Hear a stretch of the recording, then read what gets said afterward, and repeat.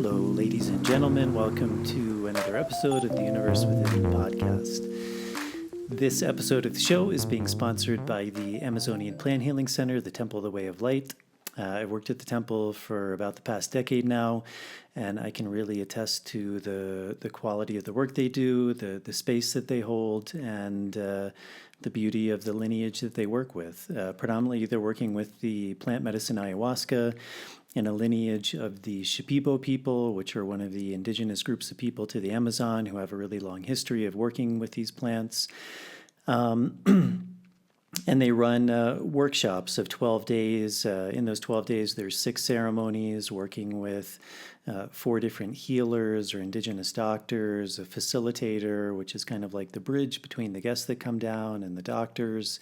They offer pre-ceremony yoga classes. They work with massage people, bone doctors, herbalists. So it's really just an amazing support staff. They create an amazing set and setting that really allows people to go very deeply into this work and to experience the healing benefits, the learning benefits of what these plants really have to offer. So if you'd like more information on the temple, you can check out their website at templeofthewayoflight.org. There'll be a link in the show notes. They've unfortunately been closed since March of 2020 due to the pandemic, but they're scheduled to reopen in August of this year, 2021. This episode is also being sponsored by my friends over at Ecstatic Dance Online, which is an online transformational dance experience brought to you through the magic of Zoom. Ecstatic Dance Online was founded by my friend Rafael and his partner Elena. And they say in 1 hour and 45 minutes, you'll receive a short but potent opening ceremony, followed by an hour of an ecstasy-inducing, expertly crafted DJ set, finishing with a closing integration and a friendly open space for community and sharing. Each week, the dance ceremony takes on a new and interesting theme. They bring in a variety of guest DJs from around the world. You will hear all different genres of music in an exciting tempo to stoke your inner alchemical fire. Raphael is a certified ecstatic dance DJ from Canada who is a dancer himself. He focuses on the importance of the inner work, on processing emotions and feelings, and guides in the healing process with his music. And Elena is a passionate dancer herself and a true nomad. She brings her vast ecstatic dance experience, love of life, and skills as a certified dance movement therapist to the opening and closing settings. I had the chance to participate in one, and I think they create a really beautiful space. So if you're interested in ecstatic dance, check them out. The link to their website and all of the music will also be in the show notes. And then finally, myself and my friend and colleague, Marav Artsy, who I interviewed in episode 28, will be continuing to run dietas here in the Sacred Valley of Peru.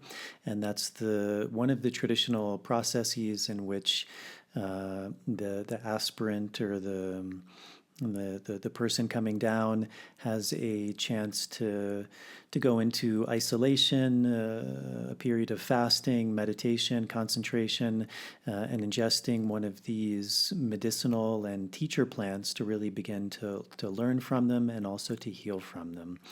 So it's a really beautiful way to deepen one's relationship with plants, plant medicine, the plant world, and to experience all that has to offer. So if you're interested in that, you can check out some of my other interviews. I interviewed Marav, again, I believe it was episode 28.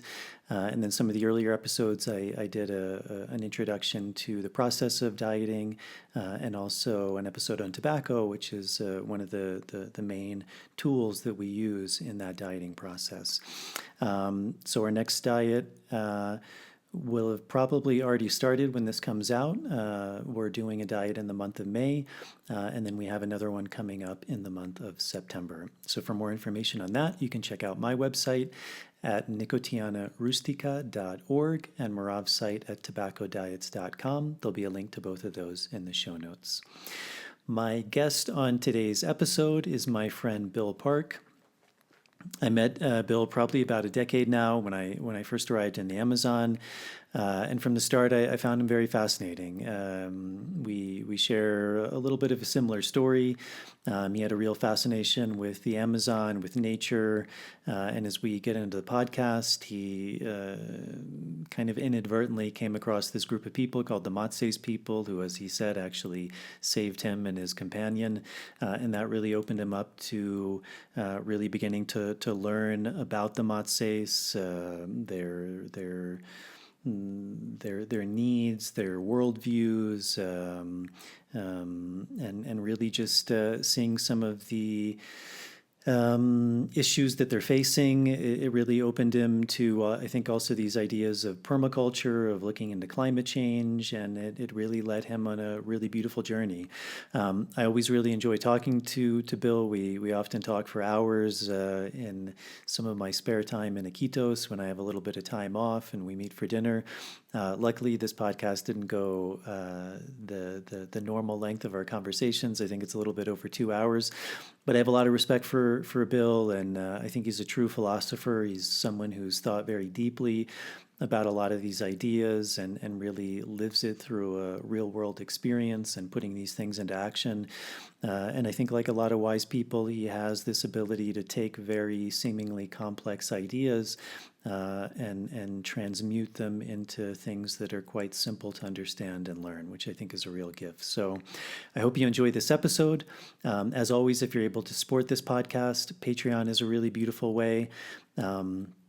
It allows me to continue to bring on really fascinating guests like Bill. It's a subscription service. For as little as $1 a month, you can subscribe, and there's a few different tiers, and with those tiers, you get different things back. So it's a really nice idea of reciprocity, and getting things back like early access to shows, Q&As, bonus material. So if you're able to do that, that's a very big help and very deeply appreciated. To all the people who have done that, all the Patreon supporters, patrons, I guess they're called. Thank you very much. I deeply appreciate that. There's also the ability to donate via PayPal. There'll be a link to that also in the show notes. And then if you're not able to do that, simply going on the YouTube page, subscribing to the show, turning on the notification bell, liking the video. That really helps with the algorithms and getting the show out to a bigger audience. Feel free to leave any questions or comments in the comments section. Let me know what you guys think. And then with the audio version, going on Apple Podcasts, subscribing to the show, and leaving a starred rating and a short review. That's also a really big help with the audio version and getting that out to a bigger audience. So I think that's it. And without further ado, here is my conversation with Bill Park.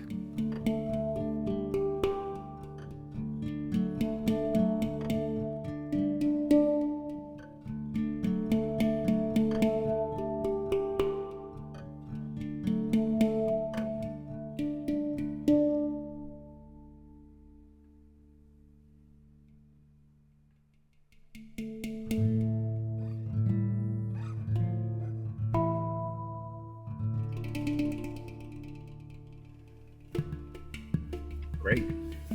Well, cool, man. It's good to see you. Welcome to the show. I've got a show now.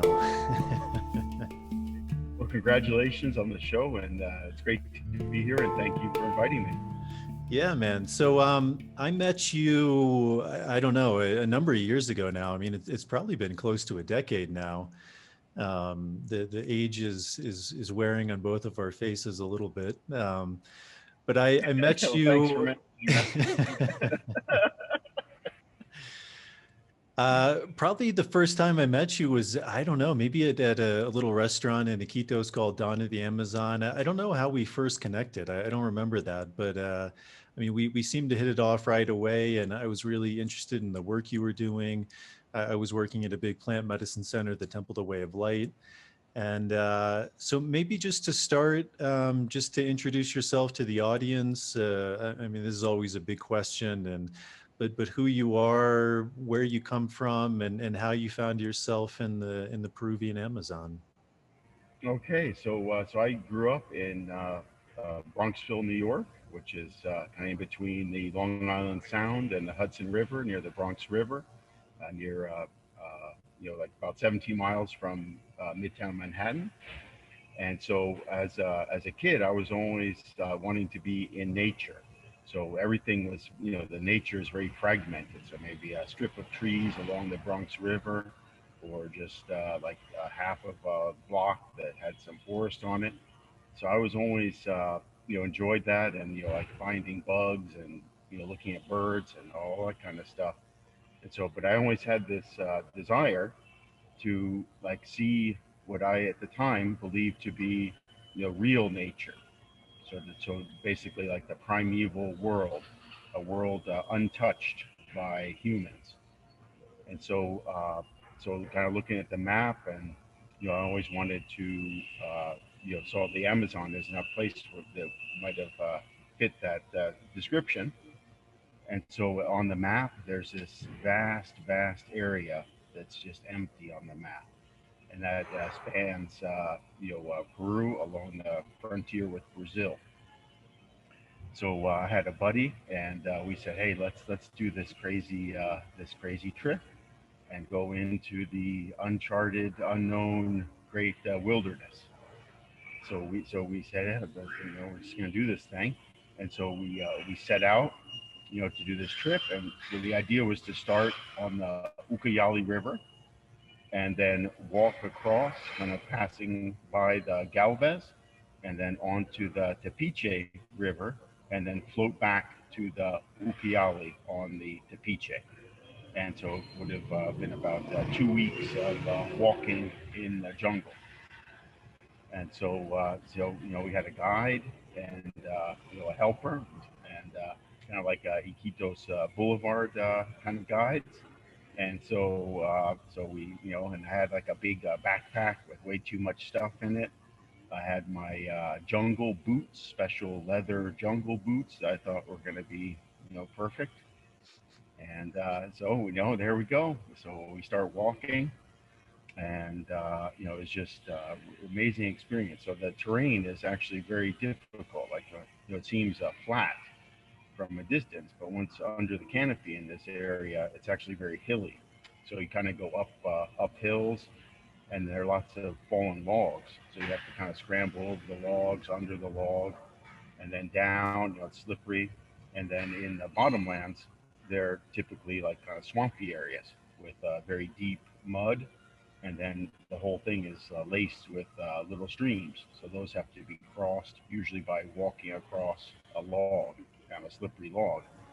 So we're cruising along, and things are going well, and just amazing, all the animals, the plants, so much life. Everything just teeming with life, every shape, every color, just really just beautiful. And at night, we had these jungle hammocks, which you've seen, and basically with an enclosed mosquito net, so you kind of get in there from the bottom and seal yourself in. And then the sounds at night are just unbelievable, so loud, like that, almost like being in a nightclub or something. So if you're sitting next to someone, you have to speak with a raised voice, and just every pitch and frequency you could imagine all at once, and it's kind of this feeling of just everything just around you.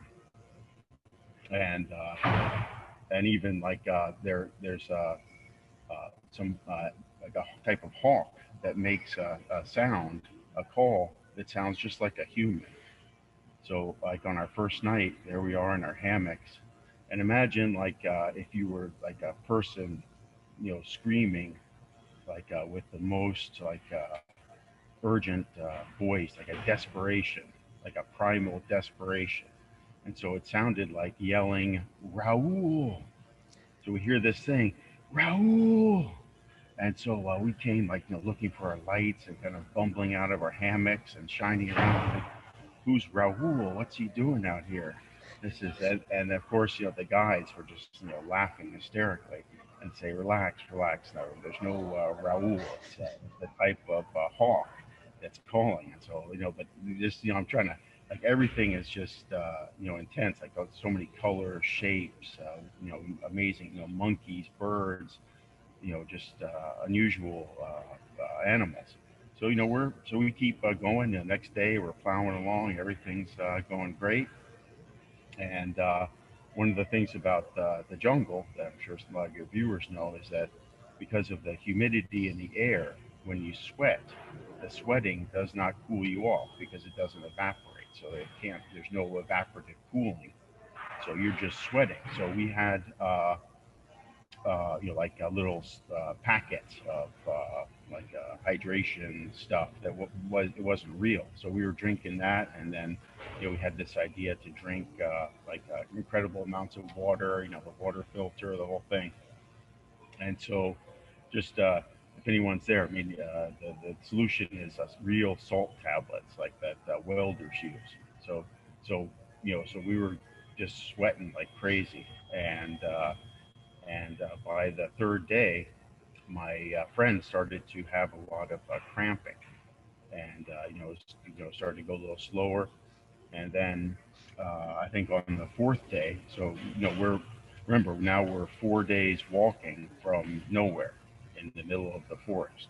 So there's nowhere to run, nowhere to hide. This is it's real. So we're walking along, and he ducked all of a sudden and said, "Look out, a missile!" And I was like, "Okay," I thought he was like kind of kidding around, or it was gonna be some kind of joke. And but he seemed very serious and seemed to be getting a little bit disoriented. And it kind of progressed with more missiles, and then he was actually starting to talk to people. So he would like stop to rest and lean up against a tree, and we're looking at him, and he's having a conversation with someone, kind of like that. No, I told him, like just talking and talking to someone.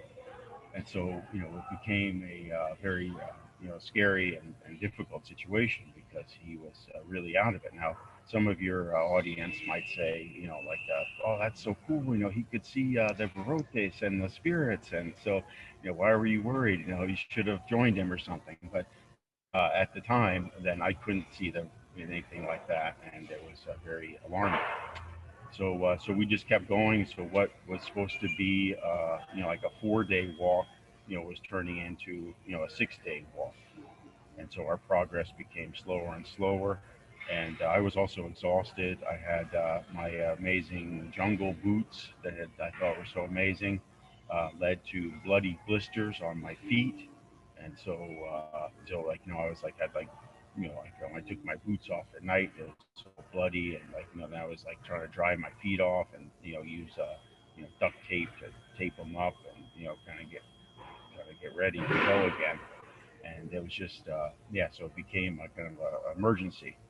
So the guide said, look, we'll just leave my friend there with the one guide, and we'll go ahead, and then we'll get to the Galvez River, and we'll get the help from a group of indigenous people called the Matsés.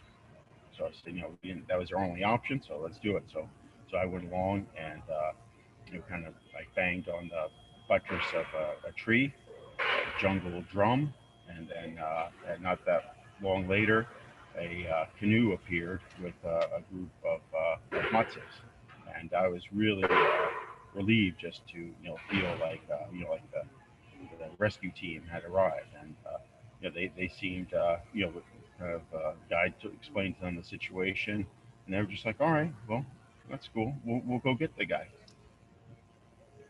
I was like, okay, that's pretty amazing, And so I went to the village, and they went and got my friend. And to this day, I still don't really understand how they got him back, because you're walking over small branches, and you're really talking about a couple of guys that might be like 5'4", 5'5", maybe 135, and carrying a 6'3", like 235 kind of thing guy. So I, but somehow they did it, and so got to the village, and then by the middle of the night, he arrived in the village. We got set up, and there we were, unexpectedly, experiencing a basic rescue, and the generosity of this Matsés community. And it's just in the community was very beautiful place. Kind of on the Galvez River, on a bluff over the river, with a nice breeze. Not a lot of bugs.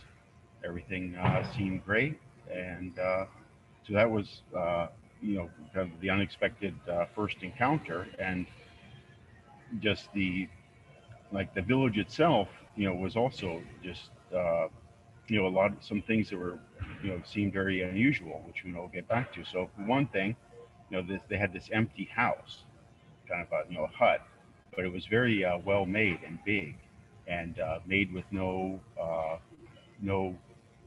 nails or anything. It was a traditional house, just made with an axe and machete. So using vines to tie everything together, but it was very well made and just super comfortable. All kinds of fruit trees in the back, pepper bush in the front, and just really set up. So kind of said like, well, whose house is this? And so they said, well, this is there was a gringo that came here. He learned our language, and then he started running around in the woods naked, hunting animals. I was like, well, okay, sure. Like, I don't believe any of that, but if that's what you're telling me, then that's cool. And so, and then, like some other things that were just kind of at the time incredibly shocking, like, so this, like an old woman is there, and, it was very helpful and friendly. And they said, well, she's captive. So what do you mean she's, what does that mean? Like, oh, she was captured when she was a girl and then brought here. And at the time, obviously, I'd heard about these stories, but just to be sitting there next to someone who was a captive, but everything was, totally relaxed. She was very friendly, happy, had her whole Matsés family. But that was another thing that was really kind of struck me, like, what is going on here? And then, kind of walking around the village, they had a basketball court. So, but so I was kind of asking, okay, what's the deal here? Like, so there was no economic activity at that time, really. So everyone was subsistence life. They hunted and farmed and fished, and made most of the things they had and traded for clothes, boots, and metal tools, basically. And but there were no police, no presence of any government, and yet they had a basketball court. So I said, do Matsés play basketball? They said, no, no, they don't. I don't even think they know what it is. But so why is there a so it's just these, like the typical of the jungle, these kind of seemingly very perplexing and strange things, and the whole situation, just seeing electric eels and giant otters and pink dolphins. It's just really a magical place, and also the hospitality of the people. And it really kind of struck me, like, imagine, like in Bronxville, where I'm from, my hometown. Let's say there were some like bumbling fools that were in trouble, no money, no nothing to offer, no money. What would, and said, hey, we're in trouble, we need help. Like, what, would people really invite them, give them a place to stay, feed them, and transport them to wherever they needed to go. So that kind of kindness really was really shocking, because remember, we didn't have any plan to encounter anyone or do anything other than be in the forest. So we didn't have money with us. Just had like just a little bit of money. So they said, look, just we'll take you to the the military base about 10 hours downriver, and then you can then for the cost of gas and stuff, you can just pay us later, kind of thing. So that was pretty amazing. And I was really moved by that experience, and then from like my idea of the wilderness was then also shattered, and I realized that this kind of the wilderness or the world without people, isn't doesn't exist. And so anywhere that's habitable, in the world, there have been for like 100,000 years or something or more. And so with the this area is so wild because the Matsés and the people protect it and they live there, and so they that was a big kind of a big shift in my understanding of things, and starting from urban suburban place, and then seeing an ancestral territory for the first time. I remember one time you were, because we had a chance to go and spend some time with the Matsés together. It was one of the projects you were working on, and uh, most people, as you said, when they think of the Amazon, they think of mosquitoes and bugs and always getting bitten. And as you were saying, it was like one of the communities was perched on this very idyllic kind of cliff above the water, and there was no mosquitoes. And you're telling me this story where you asked them, you're like, how are there no mosquitoes here? And their answer was, well, we chose a spot where there was no mosquitoes. Exactly, like that brilliant jungle logic, and of Yeah. course, like why would you go and build something or stay somewhere where it's miserable with mosquitoes? That just doesn't make sense. Yeah. Yeah. And just very simple, grounded logic. So so you're living in the US at this point. You come down, you have this really kind of moving experience. It begins to open you to different ways of seeing things. Was there a plan to move to the Amazon? And because I know you have a number of different projects. You work with various indigenous communities with kind of agroforestry, permaculture, promoting kind of and correct me if I'm wrong, but certain crops that can be profitable, that benefit those groups and also the people who consume those. Was that an idea that you had, or that when you had that experience in the Amazon, that was something that kind of was created out of that experience? Yes, but I mean, I was living in Santa Cruz, California, so I just went home and got back to my life in Santa Cruz. So I had no at that time, I had no idea, and I mean, if you had asked me then, I would say, yeah, I mean, I'd like to help do something. I love the Amazon, but what could I do?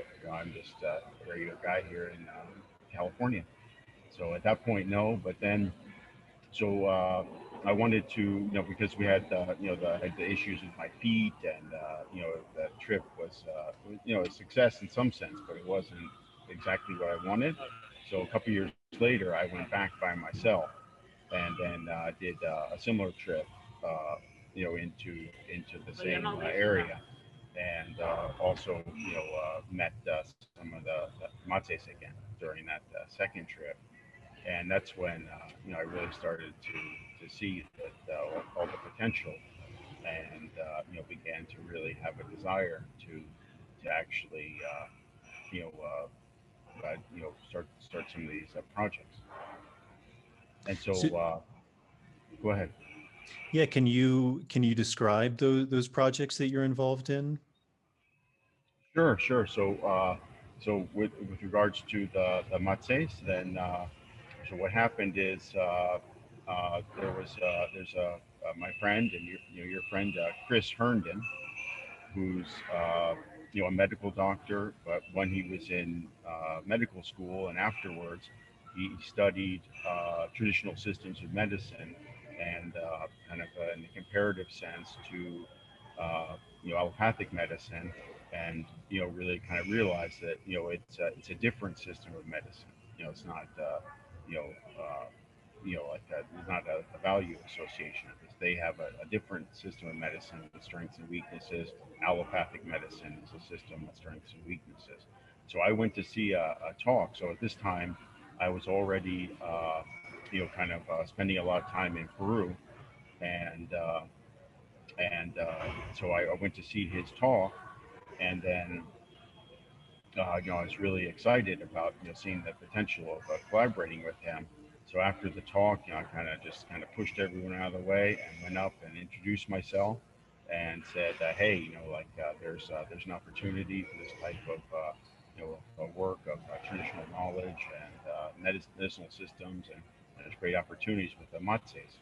So he came down, and then when we went out to visit the Matsés, and then kind of just to get an idea, and we kind of what's going on, and then during that trip we met David Fleck by chance, and it turns out that the guy who was catching animals and running around naked in the forest and learned the Matsés language, that was real, and that's now my good friend and colleague Dave Fleck, who's a zoologist and linguist, and who now works with us.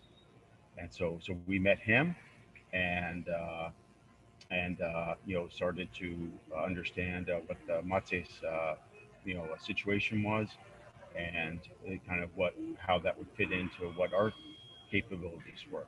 And so we decided, hey, let's try to do something. So we'll start a nonprofit, and we'll start these projects. So when you came along with us, that was the medicinal encyclopedia.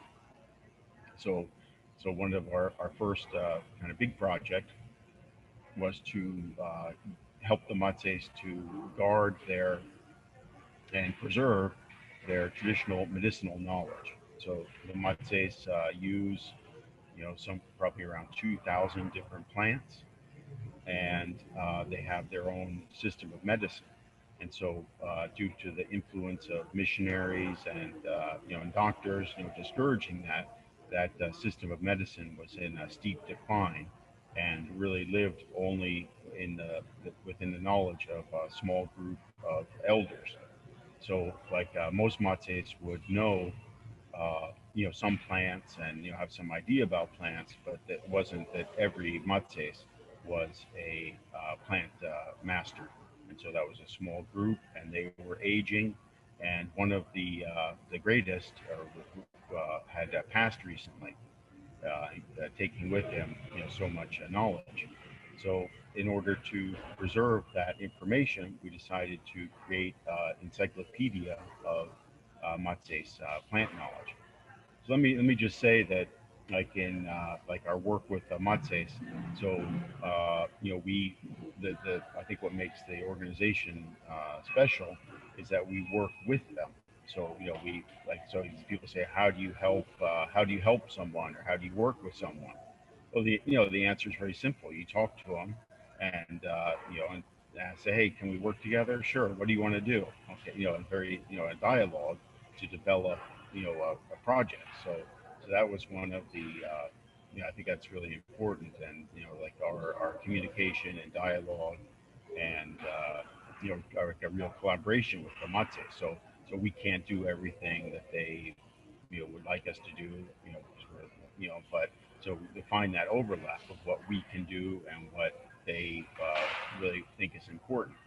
And so this encyclopedia turned into 2 volumes, over 1,000 pages, and maybe 800 different medicines.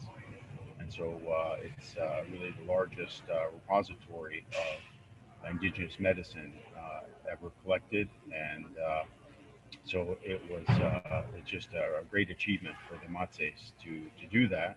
And it's a bound book. I think you might have seen it. I don't know if you've ever seen a copy, but so it's not available to anyone. So people often say, well, I want to see the encyclopedia, but the Matsés have the encyclopedia. It was never published, and it's for them. So we do not distribute it to anyone, and it's only in their language. And on the back of the encyclopedia is printed, don't share this with non-Indians because they'll steal it. in Matsé. So I mean, inevitably, some of this is just going to to get just to political a simply, bit. Oh, sorry, we got a little bit of a delay. But uh, something I find really fascinating, and that was one of the things I was so impressed when I went there with you, was that very idea of creating a medicine encyclopedia for the Matsés in Matsés, and also this idea, very much like you said, of if you want to help someone, asking them what they need. I mean, first asking them if they want help, and then how can one help? And it seems like a very different mentality. I mean, so many NGOs that I'm familiar with, they come in with very specific ideas of how things should be without necessarily understanding all of the nuances of culture and people and thoughts. And this is how things should be. This is what's going to make you better. This is what we want you to do. And I see a lot of disillusionment when those people come in. It seems like, predominantly Europeans to some degree, maybe North Americans, where there's this disillusion where they often realize like the people actually don't necessarily want what I think is best for them. So what was that? I mean, it seems like such a simple thing, but why do you think there's such a disconnect in that ideology in which you're working with versus kind of what I've seen as being this more predominant ideology of we're going to help you by telling you exactly what you need to do? Yeah, so I mean, from my vantage, I mean, that's why I think it was good to start with that story because the Matsés saved me. I'm bumbling around lost in the jungle, and they saved me. So they helped me in the way that I wanted to be helped. Right? I didn't want to join their tribe. I've learned. You know what I mean. So they helped me within the framework of what I saw as being helped. And so that that was one thing. And then also with Dave Fleck, he lives with the Matses. He lives with them. Married to his Matses children. So he's really a huge advocate for the Matses. And then with Chris Herndon, he had worked in these medicinal systems and had experience in Colombia and Suriname, Brazil. And so the team itself, had a very different idea about, really, just working with people, and just like you work with anyone else, you work with a contractor, you work with another company. I mean, there are correct ways to work with people. It doesn't matter if it's, a plumber or an indigenous group. You just work with people in that correct way that's mutually agreeable. And so there's one of the real issues, I mean, is that the top down funding model. So a lot of NGOs are limited. So let's say you have to receive institutional grants, and then each granting organization has a very specific list of things that they fund. So you apply for a grant. Well, we only fund programs for girls. Okay, that's great. That's a huge problem and huge issue of lifting up girls and girls' education. That's great. But then for the on the ground NGO, then you're going to go to the village and say, "Hey, kids, come on over here. Um, Boys, hey, get lost. Okay, you get out of here. All right." And but the girls, we have this program for you. So that kind of a thing where their top-down concept and what their objectives, like of their board of directors or the people who finance them, say I'm passionate about single species conservation, for example. And so, does that species live by itself? I mean, it just it's like a planet of that species or something. I mean, no, it's part of an ecosystem. It's part of, right. So you have these kind of very compartmentalized and reductionist, basically, concepts that are applied from the top down, and that's why those projects, basically, I mean, it's almost like a thermodynamic thing, like they are guaranteed to fail. Like there is no energetic possibility for them to succeed in some way. So that's one of the real problems. And then there are some groups, so they say, hey, look, I mean, this guy, Dr. Fleck, is the leading expert in unknown language group. Lived with these people for so many years. Here's the one of their leaders of their group. Let's talk to them and see what they have to say, and then from that, then see where that overlap is to work together. So that's kind of what we tried to accomplish. And then, like for dealing with this kind of top-down stuff, then we're also able to, piece things together. So in other words, like someone only wants to work with girls, then you find another group that only wants to work with boys, and then you put it together, and then you can have a project that that kind of makes sense on on the ground level. Something you mentioned, which is really interesting, and it's always something that's fascinated me, is on the one hand, there seems to be increasingly, I think, thankfully, a real recognition of Indigenous customs, wisdom, values, how they are, in a way, guardians of the forest. And yet, it seems like for so long there's been this mentality, and it's still very prevalent, kind of this idea that people are bad. And the way to preserve nature is to just purge it of all of the people, and then nature will just flourish. And something you mentioned, which I think is really important, is this idea that when you saw the Matsés, you saw that there was a very symbiotic relationship of these people living in the lands. And actually, as you said, they viewed themselves as the custodians, the guardians, and they were caring for the land. And there was actually a symbiotic benefit of that relation between man and nature. Is that something you've seen as well? And why do you think there is that kind of, seems like still a very prevalent view of like people bad, we have to get rid of all the people for nature to be able to flourish? Okay, so I guess I would answer that by, let's look at because like the people bad thing is true. I mean, in some cases, right? So let's look at this. So you have, let's say you have indigenous ancestral territory here in the Amazon, okay? And then you have the dominant consumer society. So how does the dominant consumer society see the forest, see this same space? Well, what do you got? Some minerals there. You got some petroleum. Got maybe some gold.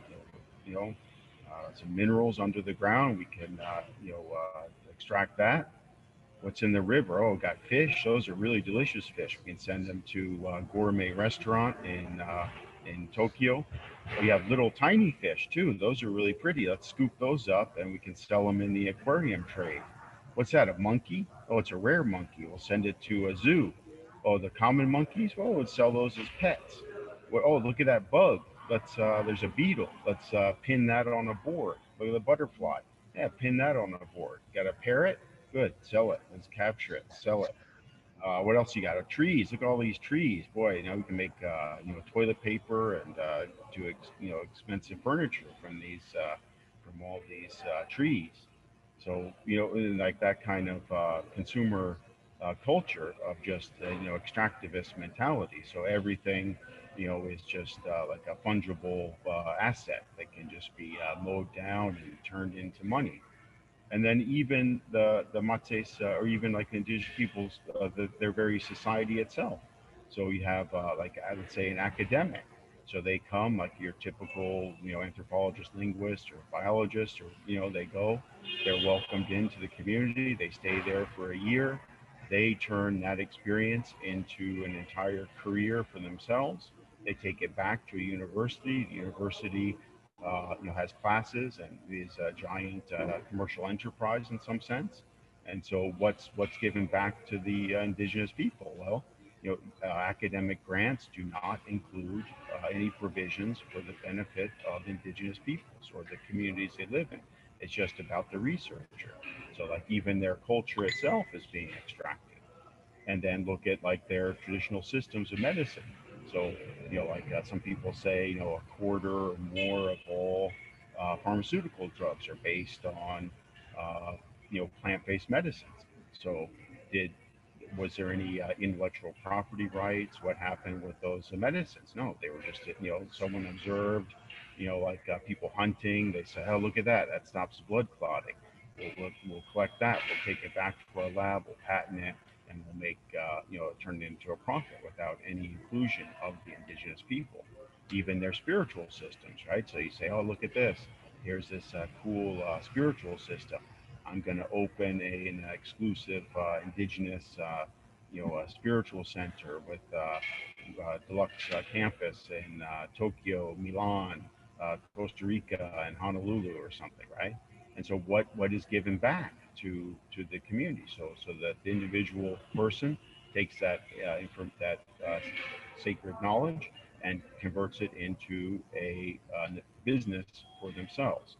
So you can see from why like the concept of the pistachio, right? Like the white vampire that dissolves the body fat of the indigenous people and uses it to power all their machines.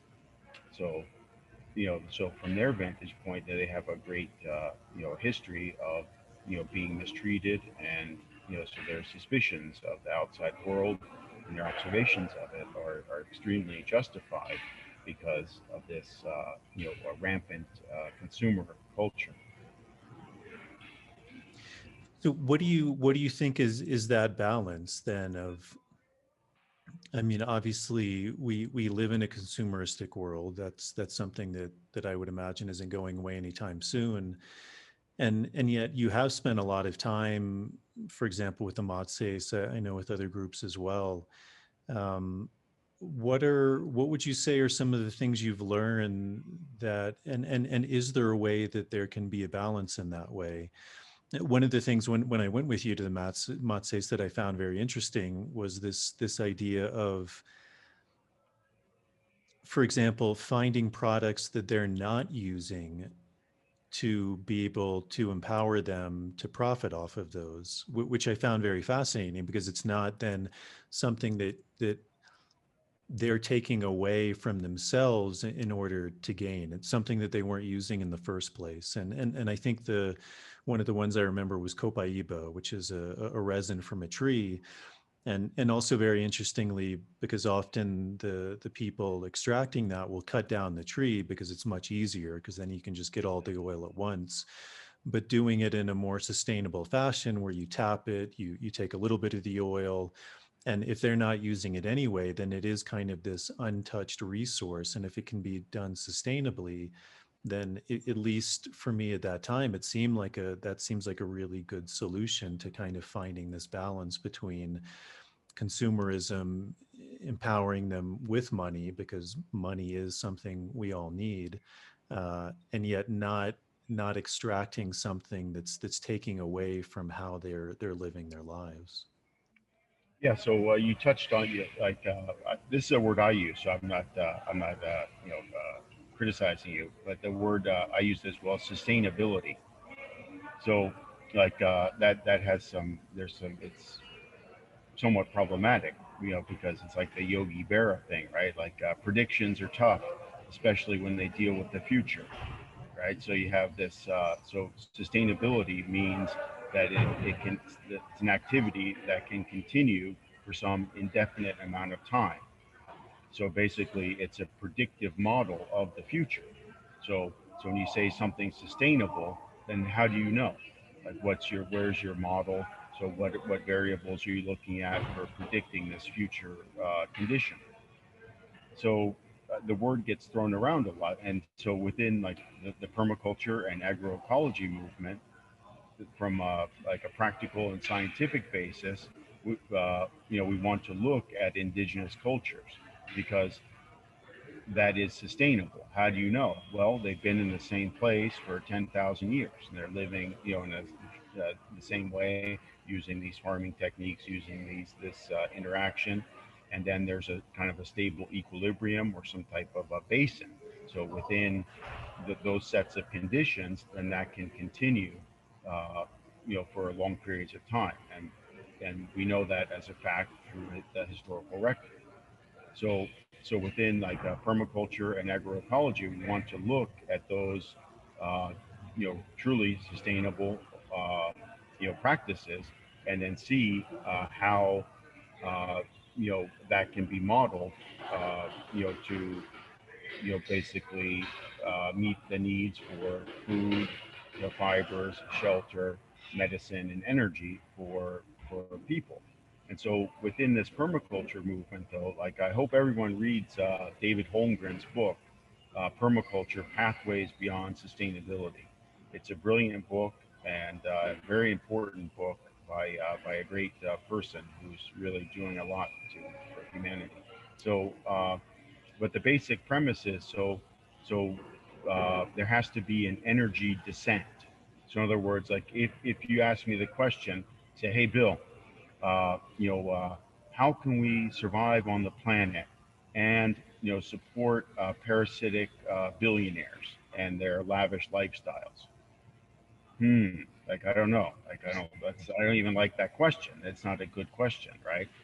But from like Holmgren's work, and he's saying is that the ancient sunlight, or the petroleum resources, oil, natural gas, and coal, should be seen as a gift because we're able to capture ancient sunlight, so, and turn that into energy now.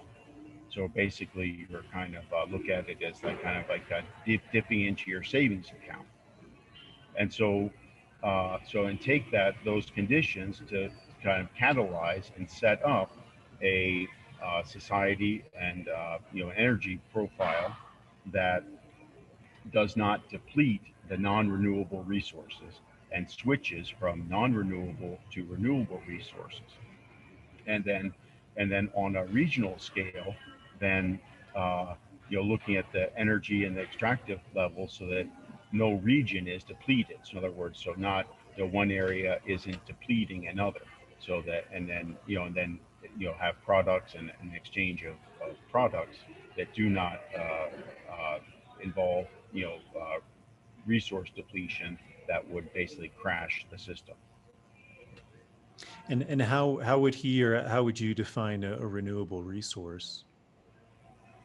Well, that's so. In other words, like that's usually like so. Like an example would be timber, or like the flowing of water.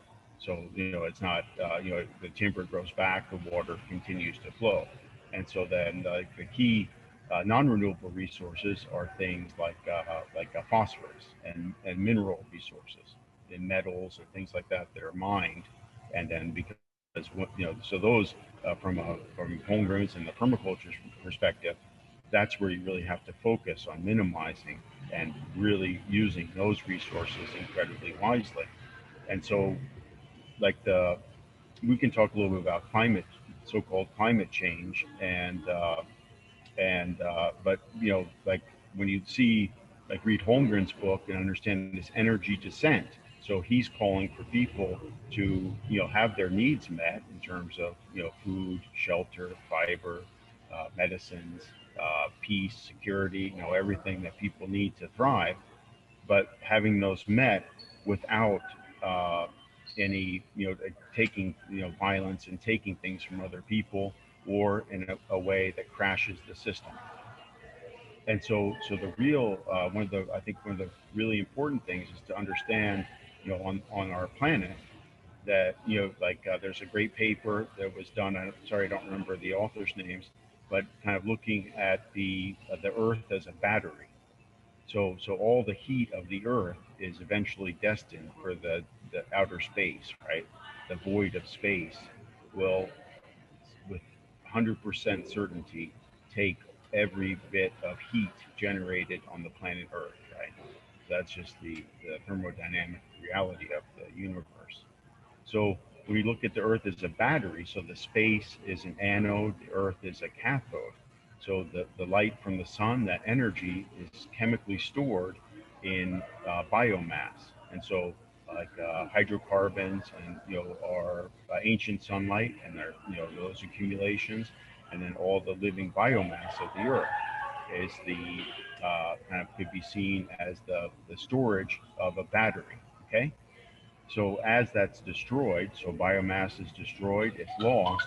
That's kind of the charge on the battery, and then uh, as that the system, the systems, the ecosystems of the Earth, the terrestrial and the ocean, are degraded, then that's kind of affecting the ability of the battery to charge.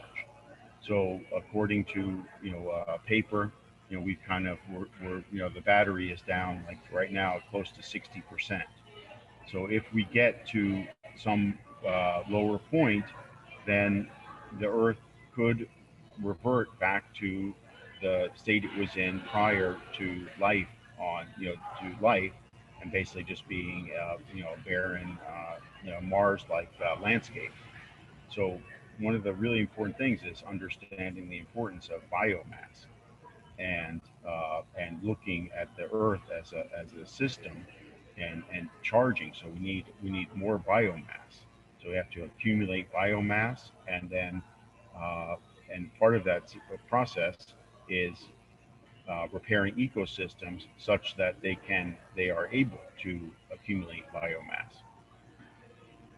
So so I think that's really one of the key things. So and that's kind of people talk about permaculture, like there's so much great stuff in permaculture. Plant your tomatoes next to this, and kind of very practical home design and gardening tips.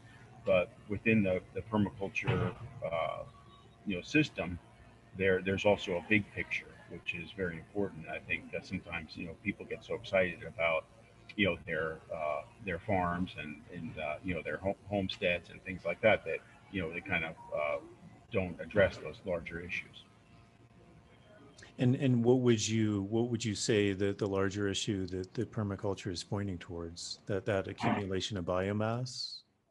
Yes, I mean, so permaculture is kind of like could be seen as a systems theory. So as a holistic system. So in other words, like let's say we wanted to like use a reductionist model. So in other words, a system is something where by studying one of the components, you cannot understand the behavior of the system itself.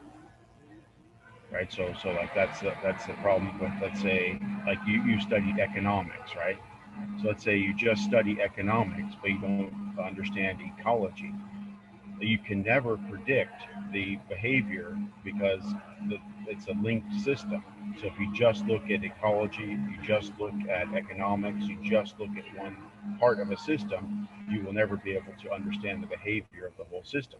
So permaculture is, the based on indigenous, practices. So things that are proven to be durable, and then culture. So acknowledging that without peaceful and stable culture, that it doesn't really, none of this other stuff really matters. So it's a systems approach to a creating a abundant and beautiful world for everyone. Yeah, it seems very very kind of relevant to the whole pandemic we're in as well. Responses of just looking at one field, and again, not necessarily looking at the broader picture, which is also very similar to medicine in that way too. It seems like there's been a real movement away from a more, as you said, holistic medicine, or even like a general practitioner, into these more and more specialized things. But then it becomes very difficult to see the picture at large. Um, I guess while we're still talking about the Amazon, what are some of the main problems you see, and then what are potential solutions for that? Because I think a lot of people, and it's one of the things I find very fascinating about you, is we also live in this climate where seemingly everyone has an opinion on something. We listen to the news, we read a meme on Facebook, and we think we have a very good idea of the problems of the world and also the solutions. But you're someone, you've lived now for I guess a couple decades now in the Amazon. You're very involved in on the ground approaches, working with indigenous communities, running businesses. What do you see are the real problems facing the Amazon, and what are potential ways of moving through those issues? Okay, so I mean, one of the if like all my the people here, they would from the communities, they would say that the problem is poverty. They would, I'd have to say that from a community standpoint, the number one issue is poverty, lack of educational opportunities, and lack of access to healthcare. So that would be their perspective. And so here in Peru, the leading driver of deforestation is actually small farmers, so people doing slash and burn agriculture, and always having to do more cutting, and so that's one of the problems. So, but this is where, like, so I think we talked a little bit about Akate, and then my other project is a company called Ecoola. And so Ecoola is a superfood, cosmetic ingredient, and a nutraceutical supplier. And so, and this is where the kind of the economy comes in, because like let's say like there are a lot of like environmental activists, and like you start talking about economy, and then they'll say consumer choice is just garbage. Okay, choose Coke or Pepsi. And who cares? Right? It's just and always by consuming more. How are you gonna solve the problem of consumption by consuming? And so those are valid points. So my the idea is then if you people have choices, because like money is, let's say, currency. Let's just look at it as energy. So when you buy everything you buy, you're energizing that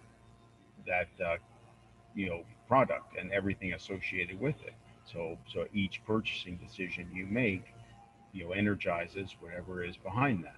So and given the limited kind of the Coke Pepsi dynamic, then there have to be alternatives, because without alternatives, then consumer choice does absolutely nothing, obviously.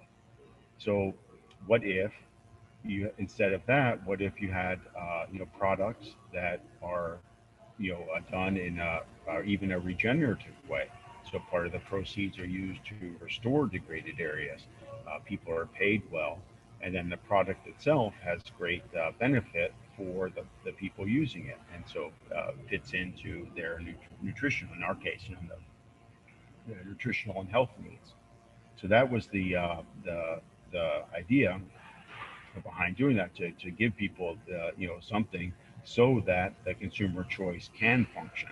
And I still see consumer choice as really being a very one of the most powerful tools available, because then in mass, then it can really shift and solve so many problems. And so when being in the jungle, you try so many amazing things, and different foods and different stuff. So I said, wow, this is so amazing, and all these products. How and then I realized that these these native plants that have fruits and seeds that have nutrients that are really lacking and in the typical Western diet. They can be grown in communities, and then can also contribute to a regenerative production system instead of an extractive production system. And so, like one of our first things we started working with was Sachi, which is a vine which is very high in omega-3 fatty acids. So, like omega-3 fatty acids are essential, meaning that your body cannot produce, synthesize them, naturally, have to be obtained through diet.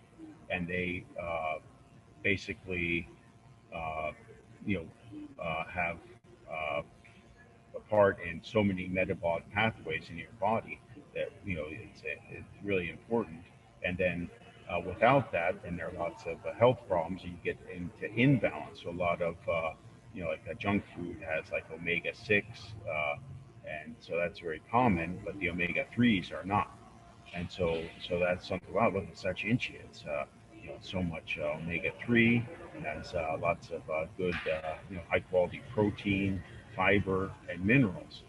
And then it's a native vine to the Amazon. So that was one of the first uh, you know uh, products that we started working with, and that's kind of the model. So and then in order to help the communities, then you have to look really at the value chain.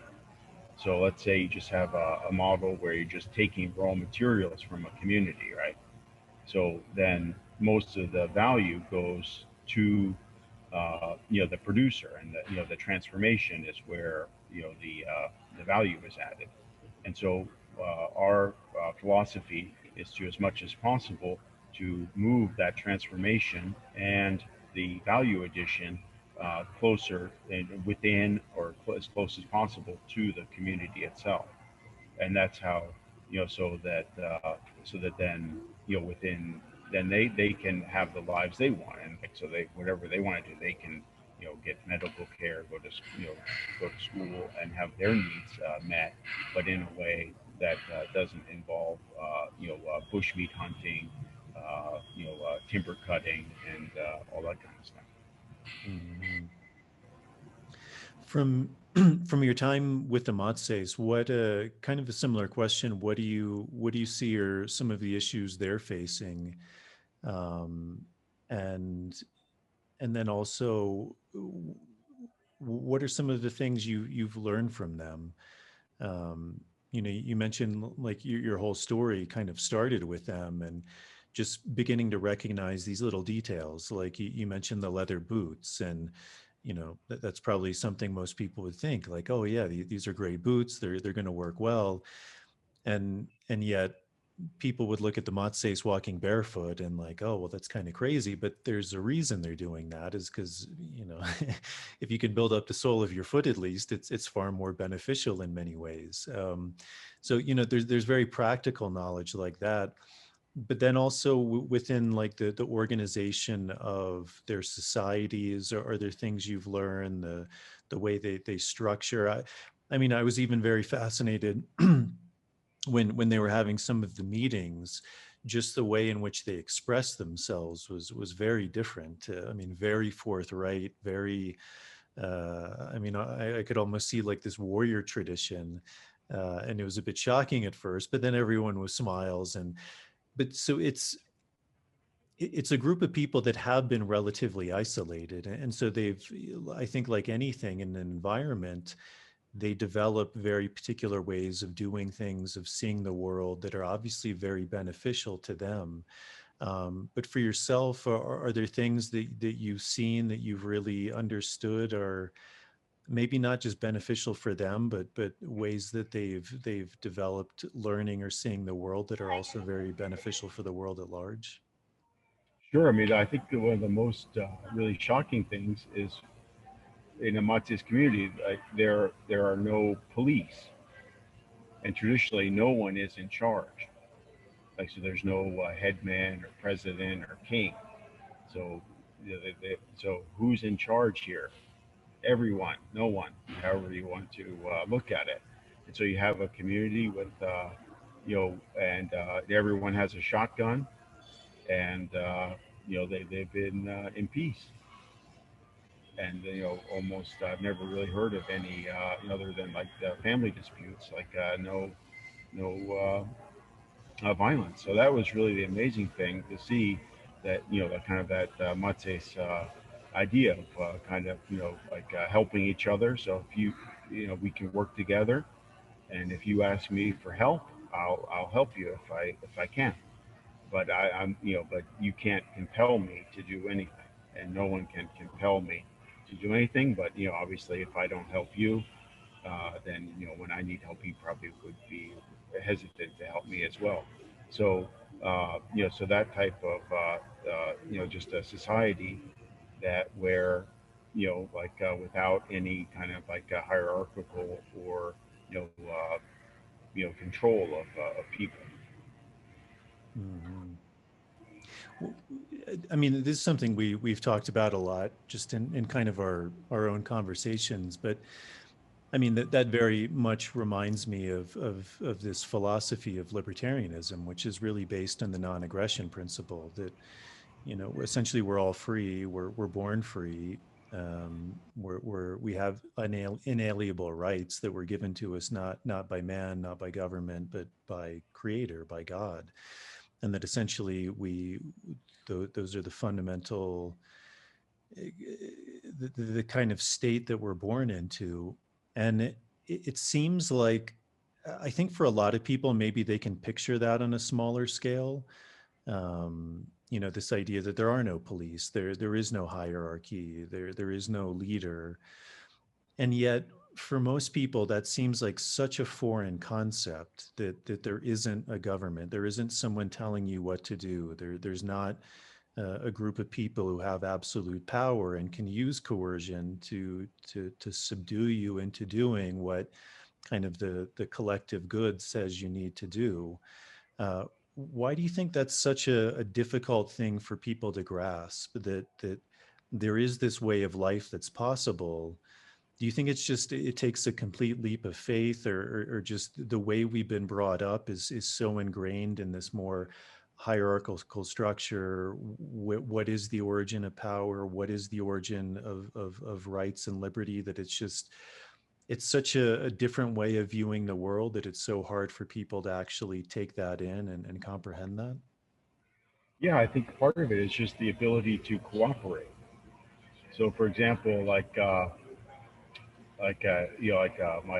wife was, I was always telling her about libertarianism and stuff, and so we go to visit her family in Lima, and so there's a collective like a common area, and they had this whole security system with cameras and guards, so they'd actually review the security system, and the people who were littering or not picking up after their dogs, it would then be given these big fines. And so the common area was very pleasant. You go out there and just do your thing. It's very pleasant. So they stopped the security system, so no one was monitoring the cameras, and they stopped doing the fines. And we went back there, and there's just dog poop everywhere, and it's just basically the whole space became unusable. And so, right, so that's the thing. So, it's great, obviously, at some point, people have to be autonomous and that, but there has to be some type of personal responsibility ingrained. And then also, everyone has to be practicing. Like, so the Matsés are all kin, and they grow up together, and so they're practicing one culture. So they have a common, framework within which they're operating, and and also a lack of specialization. So maybe there's someone who's really good at this, or someone who's a plant healer, but basically everyone has a farm. Everyone does their thing, and kind of in the same way. So when you have these different societies, then it becomes much more challenging for people to have personal responsibility. So pick up after your dog, or then you get into that whole thing of the kind of race to the bottom with cheating. Well, there's dog poop all over the place anyway, so I can't use the park. So I'll just let my dog poop as well, because then why should I just be the only one? Because it won't have any net impact, because there's so much dog. So that's really the issue. And so I'm a big fan of libertarian, that kind of idea of being free of being coerced into doing things. But realistically, I think without people being having like a formation and really understanding personal responsibility and the consequences of their actions, then the commons cannot be managed. So that's really the limitation, I think. And do you think with the Matses, that's just something that's very much ingrained in them from when they're born? Is like, hey, look, like you do have certain responsibilities. There are things you have to do. If you don't go and hunt, as you said, like why are we going to give you food? Like, you're not special. You, Right. Yeah. Exactly. So they have it's kind of a and then also the like the resource usage. So traditionally, so the Matses were semi-nomadic. So they would uh, clear an area, you know, and farm there for some years, and then in that area, the animals would be around, and also maybe not that afraid of people, and so they could hunt and live in that area for some years, and then go find another spot, and then that area would then just naturally regenerate. So you have a system that can is very durable.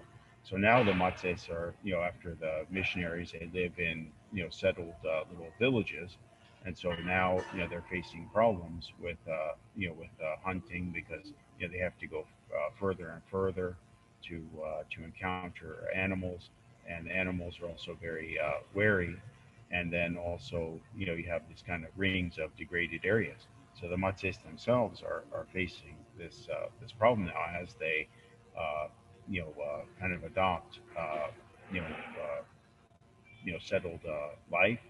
And then the Matsés. I mean, I think it's really important to point out that like indigenous people have a lot, get away from this kind of idealized view of like perfect health.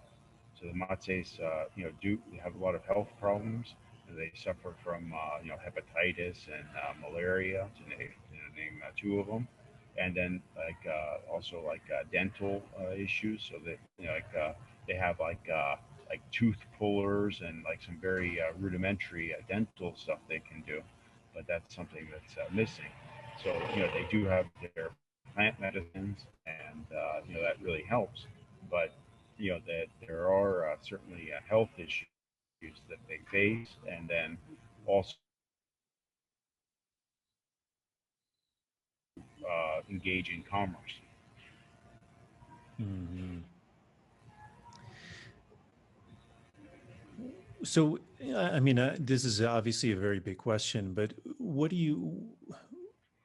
do you think that balance can be found?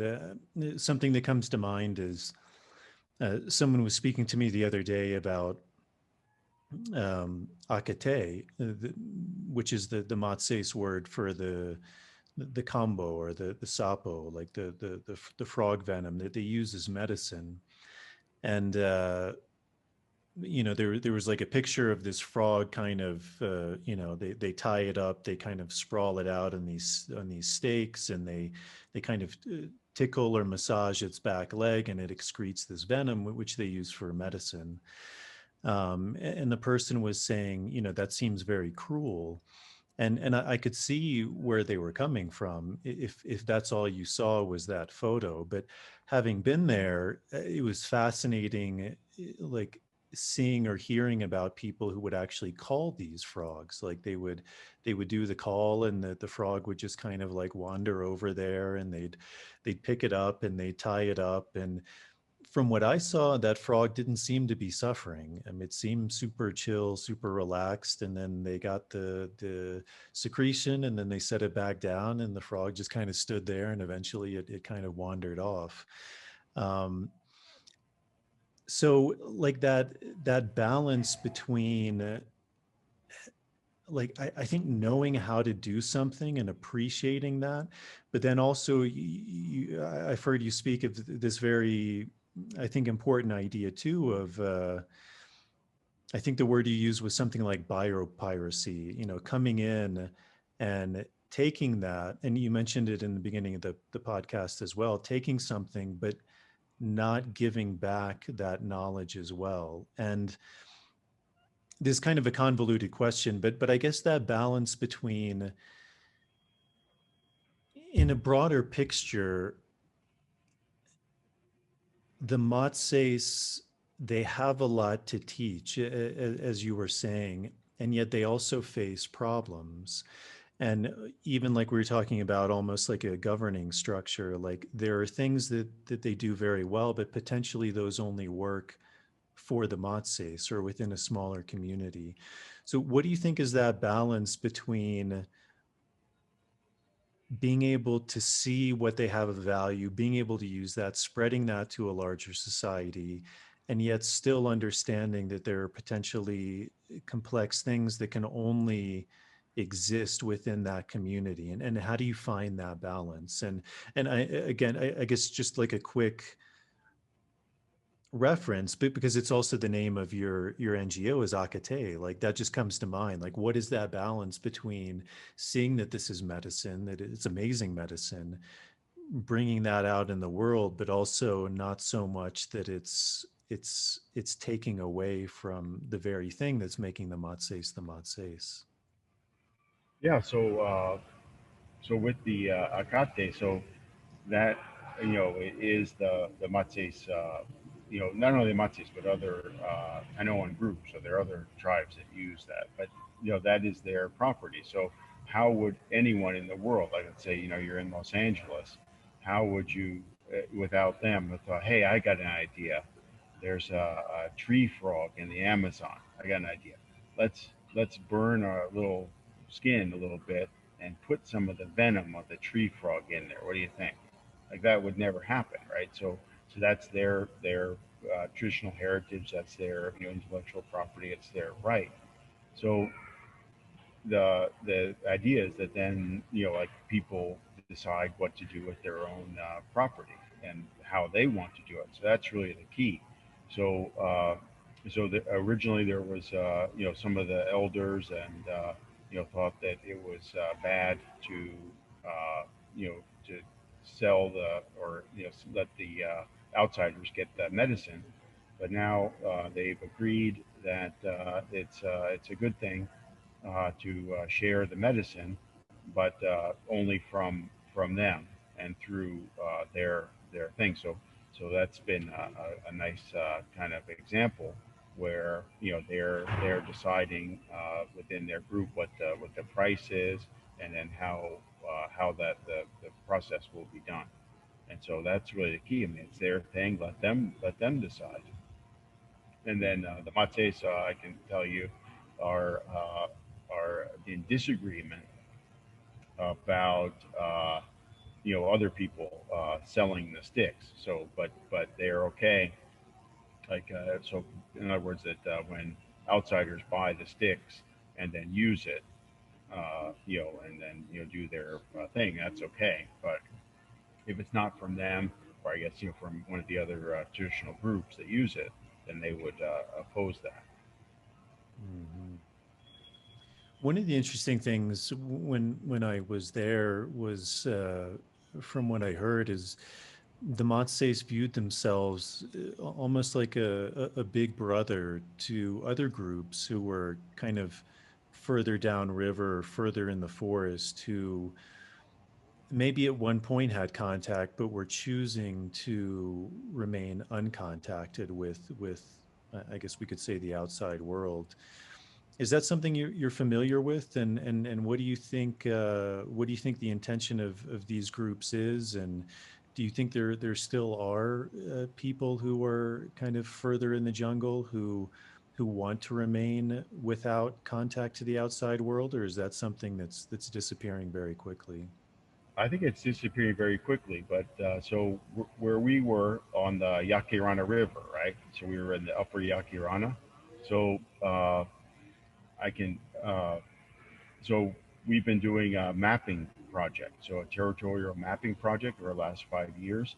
So we've helped the Mates with GPS units and also to use the GIS system to create a territorial map from their vantage point, which is one of the main things from their vantage point is to record all the names of the places, so like the original names and of all the places, and really establish their territory. So during the course of one of these trips, they did encounter some uncontacted people. So the Matses are really key to protecting these people living in voluntary isolation. And so and near their territory, which is really one of the great wilderness areas and left on the planet. It's one of the the places with the highest numbers of uncontacted people.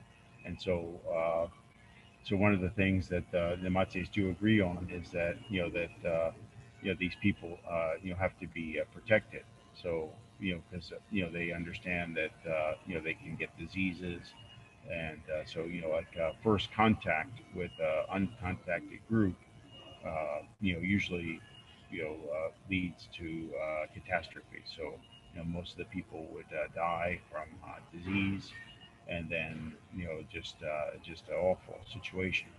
So so it's different. Like having like missionaries go out, and they're gonna, there's some people out in this area that don't know about Jesus yet, so we're gonna go tell them. That whole kind of thing is is real, and these zealots, absolutely crazy zealots, will try to go out and contact these people with disastrous results. And so that's very different from the people themselves, seeking, contact. So actually, Akate has a project with that same village, where they're going to be monitoring the area, because what you don't want is unintended, or some kind of conflict. In other words, where the Matsés are out hunting in their ancestral territory, and if for some unknown reasons, or then the people living in voluntary isolation could have contact with them, and that could, sometimes those conflicts can be violent, or lead to misunderstandings. And also in some cases the people, they know about metal tools, or we don't, right there on contact, so we don't, obviously we can't say, but that they might have some knowledge of tools, or be observing, and so they would want, particularly like axes and machetes, and they might decide to launch a raid to obtain those things. So we want to be help the Matsés to be vigilant, and to avoid any incident with those people. I I saw a friend of mine sent me a few weeks ago. It was a group of people in Peru, an indigenous community, and there was this big push to kind of sign a petition or to fight for their rights to have this indigenous reserve. And I think for a lot of people that sounds like a really good idea. But also coming from the U.S., the history of the Native Americans in the U.S., that to me, I mean, of course, there can be a good side to it, but there's also been a tremendous downside of that too, because that land is then never truly theirs. It belongs to the federal government. The people never kind of own or have titles to that land, which can be very disadvantageous too. What do you, because I know the Matsés have a territory that's called Matsés territory, but I know their situation is a little bit different too. Are you familiar with that? Like what exactly are their rights to that land? To what degree does the government have control of that? And do you see that as like a viable solution for other groups who are also looking for that same status? Well, let me say first that I mean, I think the Matsés and other indigenous people, I am sure that they couldn't care less what I think about their rights to their own territory. So I think let's establish that right away, right? I mean, I mean, that's like the the classic colonialism, right? Let me consider how much of your property you may retain, how much must be, right? So I think that's a really key thing. So the Matses are unconquered, right? So they were never conquered. So so they were attacked, and they lived in conflict with the outside world, but they were never conquered. So that's one key thing to there. So the Matses have a communal reserve. So and that is a an area of 500,000 hectares, the largest in Peru, which is titled to the Matses as a community. And so within their political structure, controls that area. So they have this zone, and then the reality is, the Mates are very clear. This is our territory, and so and it doesn't matter who you are, you can't come in our territory without our permission. And so they're very clear about that. So so within that area. But that there's a big misconception, and people think that the communal reserve, the legally titled area, is the equal to their ancestral territory. And so through this mapping process, we can very demonstrably show that that is not the case. So, but in terms of, I guess, like they got a better deal than some, but that doesn't mean it's, I mean that, what I mean. That doesn't mean that it's perfect. But there was a lot of work that went in to getting them this titled area, and then so kind of what happened, unfortunately, is that there's also Matsés National Reserve. And so that's a state, like the equivalent of like a state park or something, right? And so it's called the Matsés National Reserve, and then there's the Matsés Communal Reserve. So part of the Matsés, the state-owned, Matsés Reserve, Matsés National Park, let's call it, or National Reserve, is is in the Matsés ancestral territory, and part of it is not. And then there are other areas around their, around the borders of their titled land that are part of their ancestral territory, which they do not have title to. And so the Matsés were very upset and dismayed that the Peruvian state called this area the Matsés National Reserve, but it's not, which includes part of their ancestral territory, but is not, they don't have control over that. So that's controlled by the state. And so that's the thing. So, and then within their communal reserve, then in Peru, so they have control over. In reality, they control it completely. I mean, that within their communal reserve, they completely control it. And so, but technically, the mineral rights are not there. So in other words, like the oil extractions, and so some of that's the problem. So there could be, so they would not own the mineral rights, which are separate. So in other words, like that there was a situation where an oil company had, owned the rights, in a lot that included some of the Matsés ancestral territory, and that's since been annulled, uh, and that lot. But that's one of the issues, and then also the state controls the commerce, right? So if the Matsés want to like sell timber, then they have to work with the Peruvian forest authorities, and then of course they have to pay taxes and follow the Peruvian regulations for any external commerce that they have. So they're not an autonomous nation, but they do control their around a little more than half of their ancestral territory. One of the really fascinating things was that I saw was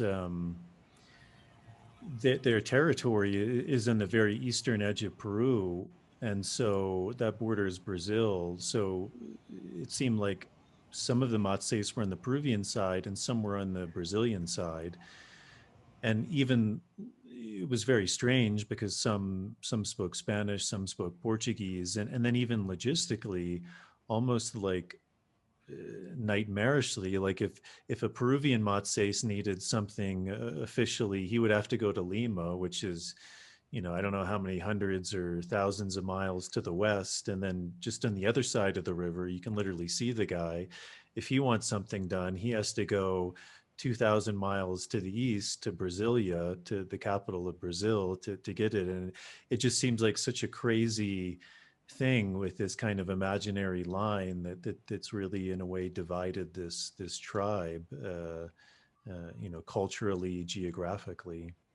Yeah. So I mean, like the people still have their relatives. So the Matsés move freely across the border and visit, and there are no border controls between the Peruvian and Brazilian side.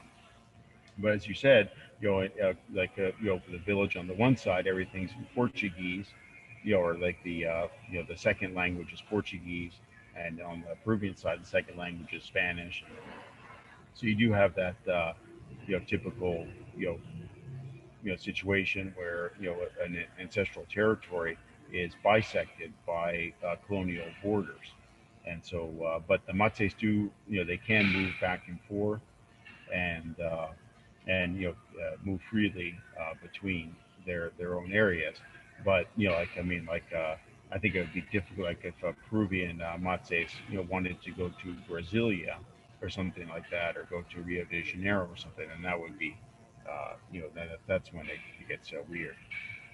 Mhm.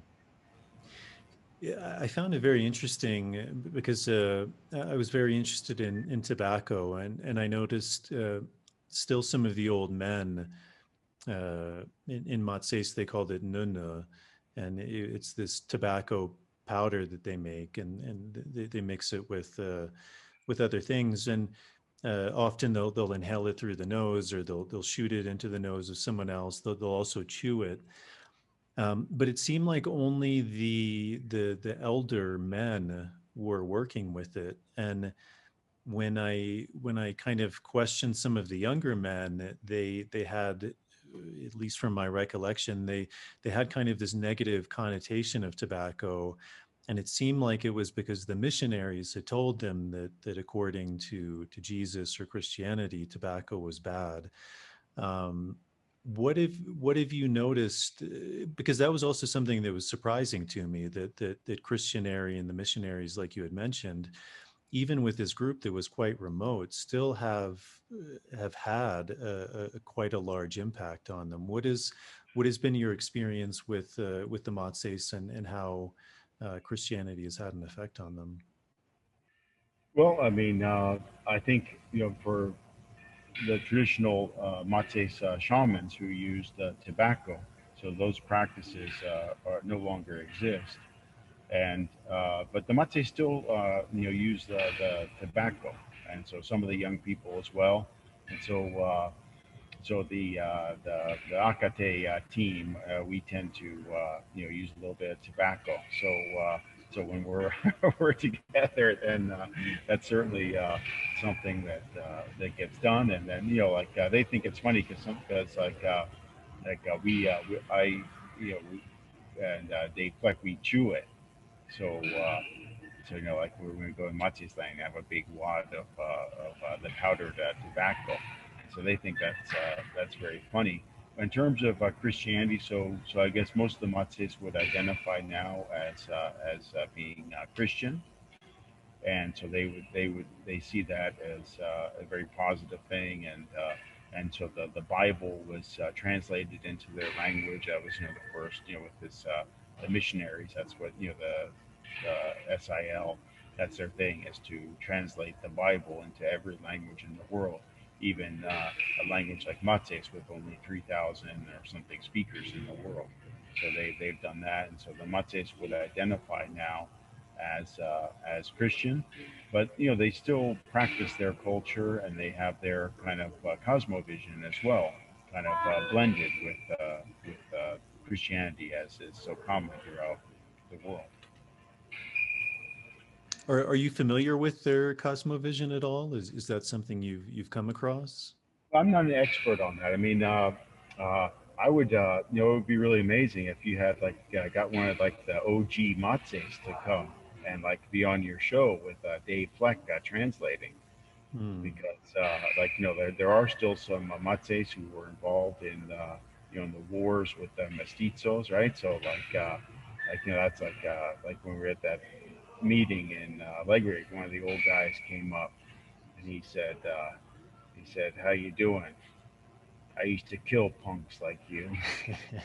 They were like, "Okay, well, I'm glad that that's kind of what Dave. I mean, like he said in a very nice way, but like so the literal translation that Dave gave from Mates was, he was happy that we were in peace, because in the past he had basically like shot people like us, and so those, I mean, like I think that's really important for like indigenous. I mean, like some stuff like like where the village is or what river and stuff, but for the Matses are really great at describing their own their own thing. So I wouldn't venture into trying to speak for all the Matsés. I'm sure there's a lot of the different clans, and it's a complex complex thing. And so, but I mean, that would be so cool. I don't think I've ever really seen that where you have like someone who, grew up isolated and basically at war with the outside world, come and, and do an interview like that. That could be, I would recommend that. Yeah, that would be amazing. Maybe we'll talk about that. Yeah, Dave, you Yeah. would be the perfect person for that. Yeah. And then they can tell you the real unfiltered deal without my interpretation of it. And Yeah. so, yeah, I think I mean, so with the mate, so like they tell me, so like the way we kind of work is so, uh, they we decide on like things we can work on together. And then so we're very clear. So like let's say like we're talking about like this like advanced internship program, so where young people can travel to the existing plant masters and then study with them. So we have an internship program. We're developing this advanced internship program where they can go and spend a lot of time. And what Chris Herndon always says is, I went to I spent 20 years in school to learn how to be a doctor, and so it's the same for an indigenous healer. It's a very long process. There's a lot to it, and just like a doctor in the U.S. or wherever has a medical practice, right? Because you practice and you get better. So it's the same with the traditional system. So, for example, like with the Matsés, then they'll say, yes, we want to do this program, and so then they authorize me to speak on their behalf to seek funding and support for that program. So like I'm authorized by them to develop and solicit support for this type of program. And so that's kind of the way we work. So, but other stuff, then I'm not I'm not representative of the Mates except by mutual agreement. Yeah. Yeah, that's a really important point. Thank you for sharing that. Speaking about Chris, so Christopher Herndon, he's the guy you mentioned in the beginning who in was it San Francisco or San Jose? You went to this talk, and he's an allopathic doctor, a medical doctor, and you heard him kind of speaking about the differences between traditional medicine and allopathic medicine, and he's spent a lot of time, I think you said, in Suriname or Guyana, I think also Venezuela, maybe Colombia also. So really fascinating guy. He's also a guy I'd love to have on the podcast sometime. What have you seen is that, again, that balance? Because I think that's a really important point, which you mentioned, is also not to idealize things. Like all of these systems have their benefit. Allopathic medicine has its benefit. Traditional Matsés medicine has its benefit. And as you mentioned, they have these amazing medicines like Nono, like Akate. But then also, as you mentioned, like there's dental problems. And, I'm also sure a lot of that has also stemmed out of change, the dietary changes they're going through, introduction of sugar, loss of some traditional plants and medicines. How do you see those two things coming together? That more Western or allopathic model, and then that Matsés, which is really a worldview of medicine too. Yeah, so I think this is really, in some sense, a very simple question. So Chris is a very good doctor. He truly cares about people, and so the answer is you help the patient, right? So like what your philosophy or dogmas are is not the case. The case is the benefit and the outcome for the patient.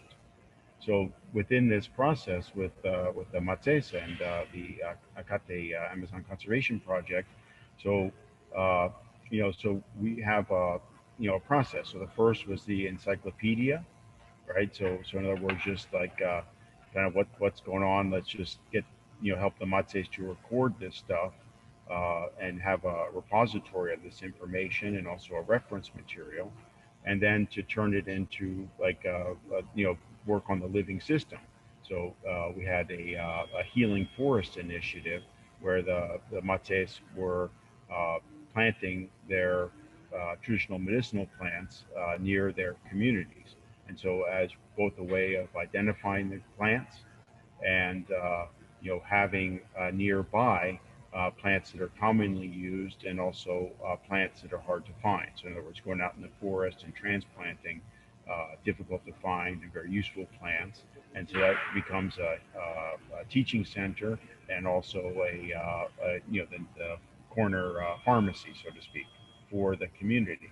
And so now we're working on this advanced internship. So we have identified the most we haven't, but the Matsés have identified the most promising kind of medical students, shall we say. And then so they would then are going on to like their residencies and developing their own practices. And so that's kind of what we're working on now. And then in addition to that, this project has been slowed down by the pandemic, and but having the integration part. So in other words, that the same individuals who can use the plant medicines or plant healers in the traditional system are also trained in triage and basic use of pharmaceuticals, compresses for injuries, splinting, like have a basic like a paramedic type training to respond to emergency, stabilize, and help to transport. So the idea isn't to, what I mean, like to try to have your philosophy, but to provide, the best outcomes for the patients. And so that's really, I think, the key. And so that's what we're aiming for. And so, so it doesn't matter. Like, okay, so they need to take an anti-malarial. Well, there's some good anti-malarials that pharmaceutical companies make, so take it. Like, don't, what I mean? Like, so if someone needs an anti-malarial, take it. Don't say like, you know what, maybe that, but I think that we should use this other thing because that's more in alignment with my philosophy. So I think that's really the key thing when it comes to people's healthcare. And again, like this thing of, how do you know what the patient needs? Well, I don't know. Talk to them and ask them, find out what's wrong, find out, give them the options. What do you want to do? How can I help you? Right, kind of thing. Instead of like imposing some type of philosophy on people. Are there things you've noticed within those communities where some of the plant medicine seems to be more effective, and other things where pharmaceuticals seem to be more effective? I mean, malaria, I think, is a really classic example, because that's something I've seen too, being in the Iquitos area, the Amazon. Luckily, it's not a strain of malaria that's super, super deadly, but it does seem like, if you get malaria, you're better off to take the pharmaceutical. I've seen people who haven't done that and then end up in a really bad way Yeah. too. Whereas, on the same token, it does seem like there are plant medicines that are very good for malaria, but they also require a lot more work, and more so in preventing malaria from happening in the beginning. But I've also found most people don't necessarily want to do that because that requires work to actually prevent something from happening in the first place. Yeah, so they're the introduced type of malaria. So most the people don't have effective treatments against the introduced form of malaria. So that's a perfect example of something where they're readily available, and treatments for that, and also using the screening. So like when someone comes in, you don't know, they have fever, and then you don't, there could be many causes. So to actually to do the screening and then treat that. So I agree. I think that's a really good example of something. And then like and then you also have on the other side, like this kind of thing with the SARS-CoV-2, where you have these extremely high tech, new vaccines and other treatments. Did we drop, Jason? I can still hear you. I think that, yeah, you're back. The video froze for a second, but yeah, we're still here. Okay. Okay. Okay. Good. Good. Maybe, So in other maybe words, like that seems like it was interesting timing, because right know, as you mentioned SARS-CoV-2, the internet cut out for a second.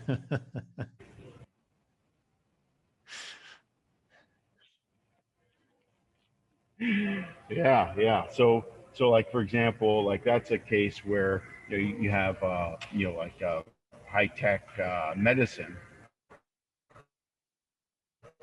So like I've had some people are like looking into the extremely high tech lipid nanoparticle you know uh, you know you know and all this stuff. And then for the Matsés though, we had a COVID relief effort.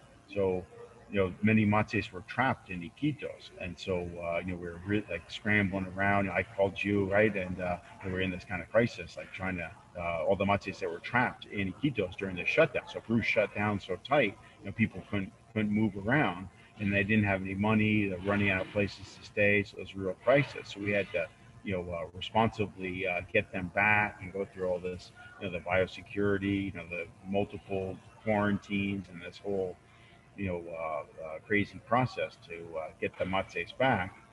And of course, we're monitoring the Matsés. And so I've been, I always ask them, how's it going with the COVID? And, now it's at the point where I think they're kind of rolling their eyes. Now, they've told me so many times the same thing, that they have a plant medicine that they've identified that treats COVID, and they're also using the cocktail to treat the COVID. And so it's kind of gone through the communities twice now. And, very fortunately, they haven't had any fatalities. And so they've been effectively treating that with their traditional medicines. So that would be one example of a something that were a new pathogen that they have so far treated effectively. Do you have a sense of how they came to that remedy? Was it was something they observed, like the effects of what COVID was doing, and then they Yes. began to see in their own pharmacy what they thought would be effective at treating Yep. that? And Yeah. So they have a like a medicine that would is used for like a dry cough. So they mhm. use their traditional medicine, like dry cough medicine, and then yeah, that seemed to be working for them. And also using the cocktail. Yeah. You mentioned a little bit earlier this idea of climate change, and I know that's a big topic, but it's something which I think is becoming such a big issue and such a big political issue. And again, so much of the narrative around that um, also seems to be very far removed often from, again, like the people on the ground who are experiencing these things. Often a lot of that narrative is around the Amazon, the effects of the Amazon. So I find it very interesting talking to people like you and hearing your perspective of someone who is living in the Amazon, who actually has experience understanding the the way things work together, looking at things in a larger picture and not just necessarily like picking and choosing certain things but looking at it in a more holistic perspective. So I know it's a big question, but what are some of your thoughts on climate change? Okay. Well, my first thought is I really don't like that term, climate change, because I think it creates a frame that's ineffective. So, like for example, like what if we called it like global suicide? What's the issue? Global suicide is the issue. Ecocide, or like some other term, because like to the average person, when you say climate change, intuitively they understand that climate is always changing. And so if you look over any time scale or any volume of space, there's going to be changes in that. So the term itself then I think leads into a bad conversation because, okay, so let's talk about climate change. Well, look, Mount Pinatubo erupted. We have stochasticity in this area and this data. We have strange attractors, and you get into all this the Milankovitch cycles, and you get into this whole very like literally complex conversation, and then how's the data recorded, and then you're getting into this data, and so the conversation itself doesn't lend itself to really anything clear, and because it is literally like complex. So in my view, I think that it's better like to kind of try to reduce this into something that is very tangible and also very solvable. So, like, what if I said like the problem could really be addressed looking at just one variable. So let's call that variable the amount of land that's under industrial agriculture. So let's think about this. Okay, so how much carbon emissions come from the agriculture sector? So is it 25%, 40%? And then we look at how that's calculated. Does that really include all the transport and other associated industries that contribute to that area, right? To the industrial agriculture. So that's a major contributor right there. And then what if instead of agriculture being a net emitter of CO2 and also destroyer of biomass, as we talked about earlier, what if it became a net accumulator of biomass and also sequestering carbon dioxide? So the people would say, well, oh my God, like now everyone's going to starve. Without industrial agriculture, we'll starve. And so I would make a radical statement and just say that industrial agriculture nourishes no one.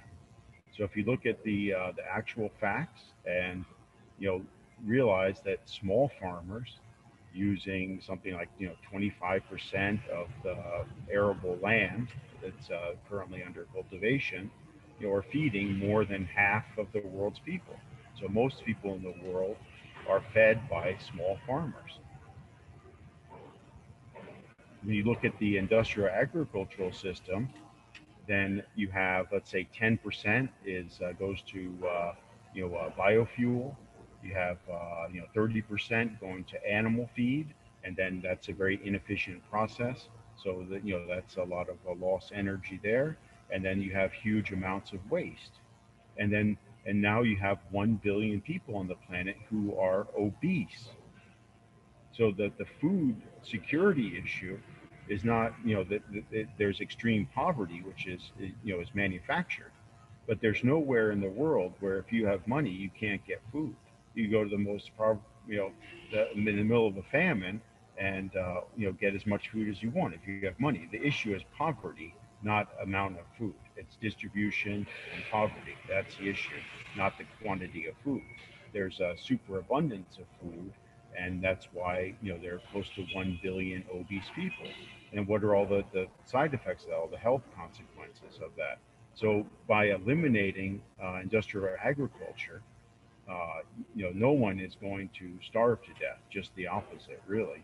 And so imagine all those dead fields, contaminated with all the biocides and those monocultures. So imagine replacing those with agroforestry systems, permaculture settlements, and all that. So then all of a sudden you start accumulating massive amounts of carbon. You start, really solving the problem. So you're addressing the food insecurity problem, which is affecting 1 billion people. Not food insecurity, but obesity issue, and right with healthy food and kind of like getting away from the norm of having this junk food, so that they can start to address that problem. And then also, the surface temperatures of the earth, all that, the plant matter, water cycles, and then, the biggest factor is also the ocean. So what happens with all that runoff? So that industrial agriculture runoff stops. So what happens to the dead zone? Well, that starts to replenish. What happens to all the phytoplankton starts to come back, right? So you start to heal because that industrial agriculture is also a major driver of these dead zones and pollution in the ocean. And then also as people start to reconnect, right, like become integrated into their into the landscape, and then these like industrial fishing, so people will I mean, it's just a natural consequence. You start to say, wait a second, I'm connected to my food. I like to, I really have a connection to where my food comes from, what the nutritional properties are. I don't want to be involved in industrial stuff anymore. So just I hope people can just imagine that a world without this industrial agriculture. And I think, in a sense, the whole problem, is really that could be like a linchpin to, collapse this failed system, and switch and think about all that land.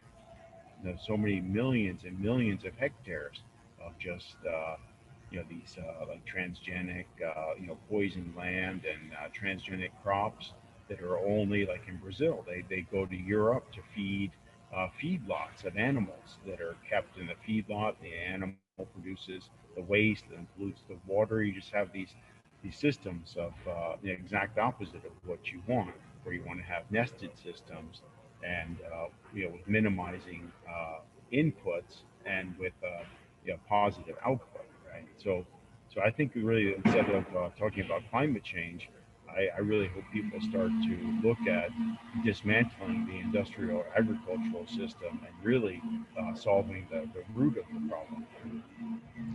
Why do you think that's that's not spoken about more? Like in the US, like there's these ideas of like the Green New Deal, or internationally, there's like the Paris Climate Accords, but none of those seem to address what you're talking about. And you also mentioned earlier kind of this idea of the power of consumer choice. Do you think there's a sense of it's just easier for us to kind of put it out there on some idea that where we don't really have responsibility ourselves, and kind of that act of making these choices? You mentioned this idea of personal responsibility, that's scary in a way for people, or do you just think there's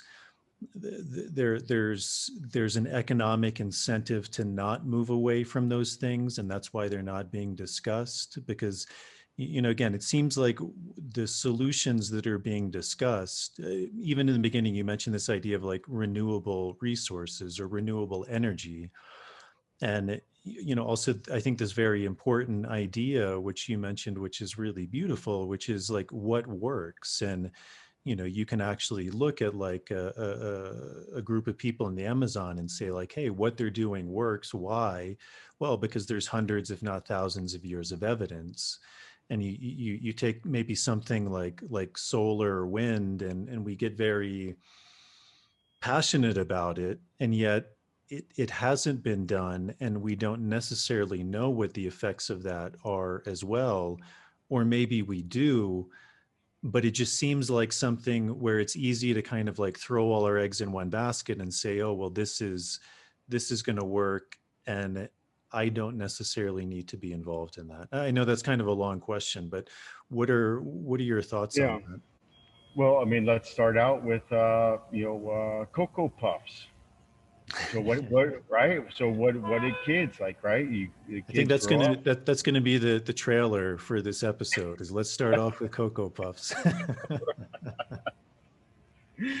So right, so you start out, and right, watching cartoons, and seeing what's the main advertiser, right? General Mills and these industrial agriculture companies. So people start their life with sugary snacks, and also the propaganda of these really truly vile companies that are basically destroying the earth.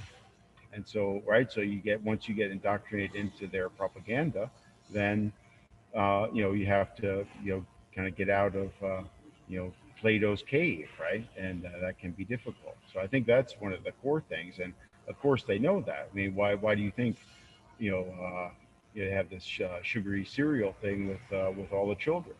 I mean, remember, like a lot of people confuse being evil with being dumb, right?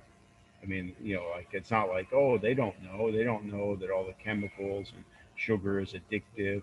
They don't know about, their millions of dollars worth of psychological research to, manipulate people into using their products. I mean, it's completely intentional to preserve their system. So that is, I would say, one of the core issues that we're looking at. And then in terms of like this, the so-called, Green New Deal and all that kind of stuff. I mean, I think one of the things is to like think about, like, remember, like, to look back and say what happened with the kind of the automation and the introduction of computers. So I remember being told that, listen, like, people are going to start using computers instead of, typewriters, and as a result of that, then all the forests are going to be saved because no one's going to use paper anymore. Cool, right? That sounds good. But what happened in reality? Well, people just use more and more paper. Hey, I have an encyclopedia. Should I print you a copy? Sure, no problem. Boom, press the button.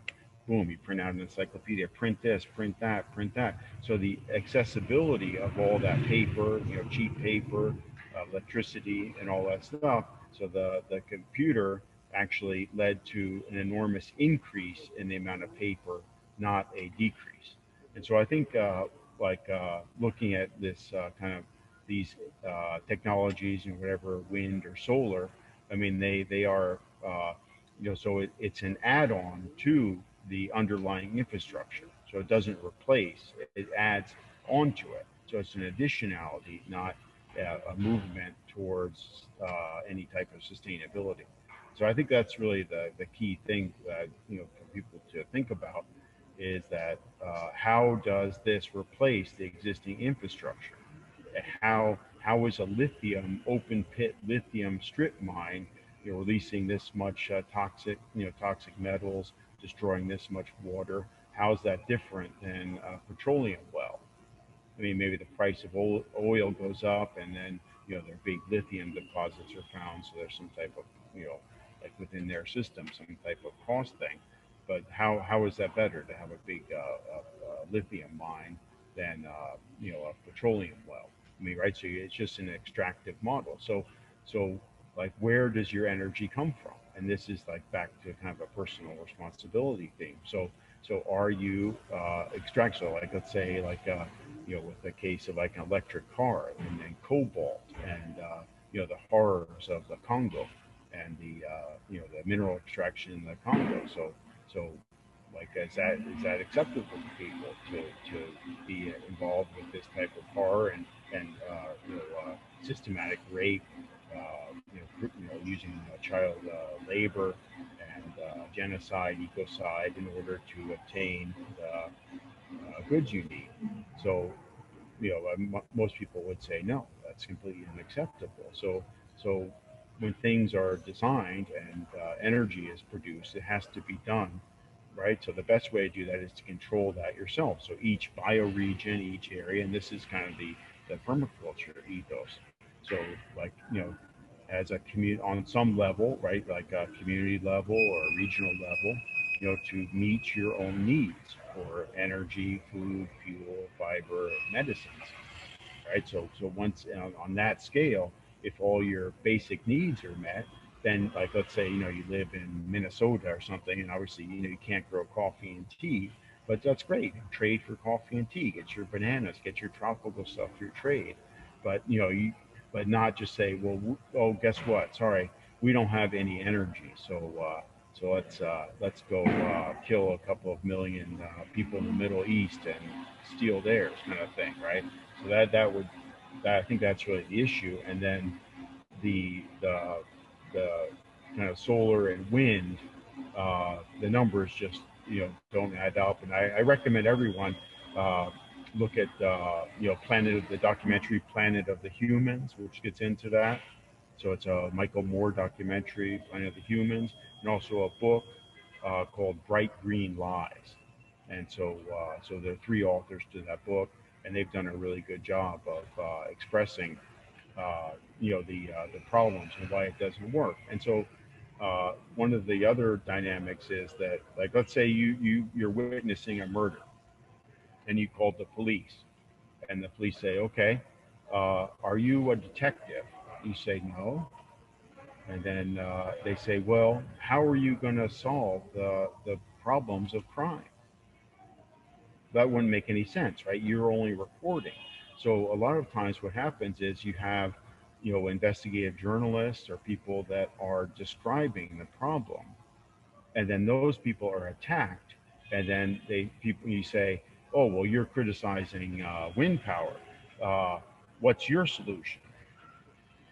Well, they don't. Why should they have to have a solution? They're not proposing a solution. They are describing why this is not feasible and why it will only increase environmental destruction and add additionality to the footprint of industrial society, not solve any problems.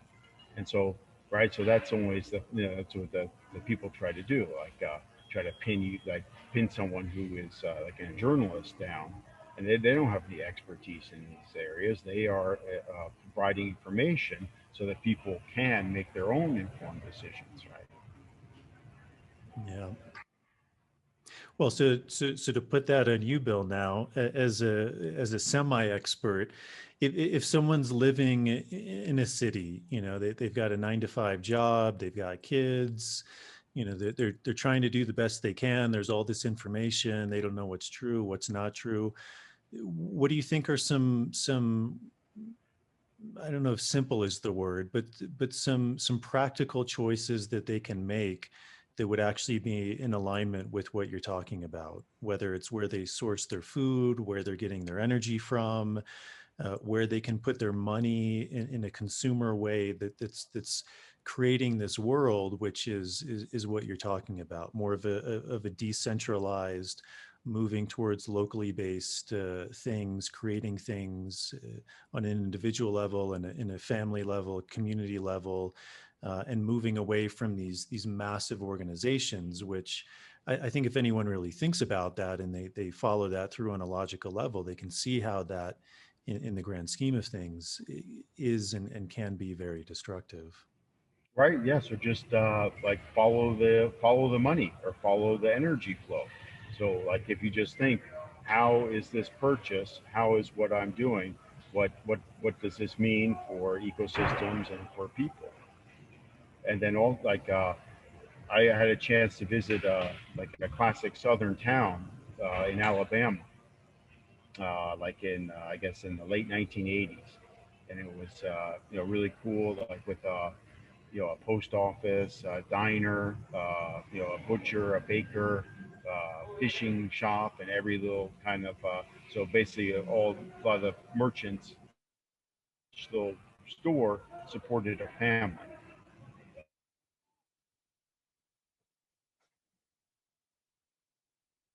The baker buys their clothes at the general store, and the general store owner buys the goods, and so you have a nice little system. So once the Walmart came to that town, I came back the same place years later, and after the Walmart, and the town was completely boarded up. And so in other words, then people just decided that they would go get Chinese stuff. So there was basically nothing. So I had to actually go to the Walmart, and it was just I've never seen such junk. So it went from like a really cool like a fishing guide, who was very helpful, like talking about where to go, use this lure. They got all this great stuff, everything selected, to literally like a jumbled mess of dangerous fishing hooks, and just there's just everything was just garbage. And what an awful experience versus meeting, going into someone's store and chit chatting, and so I think that's really one of the key things is to just be aware of where's your energy going. And so if your energy is going to Jeff Bezos and his stuff, and then you find yourself being surveilled 24 hours a day and having every aspect of your life controlled by him, then that's where your energy goes. That will be the consequence. So your energy is just it's going to go where you choose it to go, and then you will reap those consequences. Hmm. How have you seen kind of the state of affairs beginning to shift or change with the whole pandemic, with COVID? I think a lot of people listening to this, they're familiar with the Amazon. Maybe they've been to the Amazon, and it also seems like there's been a lot of kind of confusion and information, misinformation about what's going on. What do you see kind of on the ground in Iquitos, being in the Amazon, and how are things changing or not changing with everything that's going on with the pandemic? Well, in Peru, it's very interesting. I think it's something like 70% of the people are kind of entrepreneurs. So that so there's not like kind of like a situation where most people work for these big companies. There's a situation where people have their own little businesses, and so people are very resilient here. So so someone who used to do something that's been shut down, shift to something else. So it's been incredibly difficult, but there's a lot of resiliency because of it's not like the factory closes down in the town, and then the economic base of the town is completely gone. And one of the things that we're seeing is that people are getting back into coca production, so clearing forests in order to grow coca. So there's a reemergence of coca. So I think that a lot of that has to do with a bit like people kind of losing faith that this system isn't going to work. I'm just going to grow coca. I'm not going to mess around. I need to have have my needs met, and so I'm going to just get into coca. So that's been one of the factors. And then of course I think everyone around the world is like I feel like people like in the U.S. who are preparing their bug out plans, right? So they're trying to get their get their Bowie knife and their skate bag, and like what I mean. So but I think there is a little bit of that as well, where people are kind of starting to think like what if things don't work out? What am I going to do, and where am I gonna go? Hmm. Yeah, it's interesting because where I am in the Sacred Valley, initially I thought with all of the pandemic, like land availability would increase, prices would go down, but it's actually been the opposite, because it seems like everyone is kind of like leaving Lima thinking about like, hey, what I kind of do need to be more self-sufficient. I do need to be more sustainable. So kind of everyone's now moving here because there is that potential, um, which seems like in an ultimate sense, it is a good thing. It's kind of like what you're talking about, like people moving out of these centralized systems and beginning to move back more into these little communities, beginning to grow their food again, beginning to rethink or reshape how they're living their lives. Is that something you've noticed or you've seen? A little bit, yes. Like so, like people kind of like trying to get out of Lima, and then seeing Iquitos as a place with more liberties and more opportunities for sure. And so I think that's back to the industrial agriculture thing. So I think like if people just leave cities and then go and you know, you know, exploit the remaining wild areas, then that's obviously going in the wrong direction. But that obviously that's more appealing because then you're going into a wild area, right? But the tough work is taking those that non-productive land, like that industrial agriculture land that's just only producing disease and toxins, and then converting that land back. So that's so that's what I really see as would be the solution. Like for a city, would be people say, hey, like instead of like just buying this stuff that's poisoning us, let's go and do this restoration work. And I think that that process could happen rather quickly to just begin that to get that process going and start to reclaim that land. And there's a reason like why Bill Gates is now the biggest landowner in the U.S. Right, because he sees this coming and he is proactively trying to buy the land. So in other words, that the farmers themselves, like the transgenics, stuff. Like so, as people are sick of that and want to move away from it, then the risk to them would be then the farmers saying, hey, this is wrong. I'm going to restore my land. I want to really live on my farm and get rid of all this junk.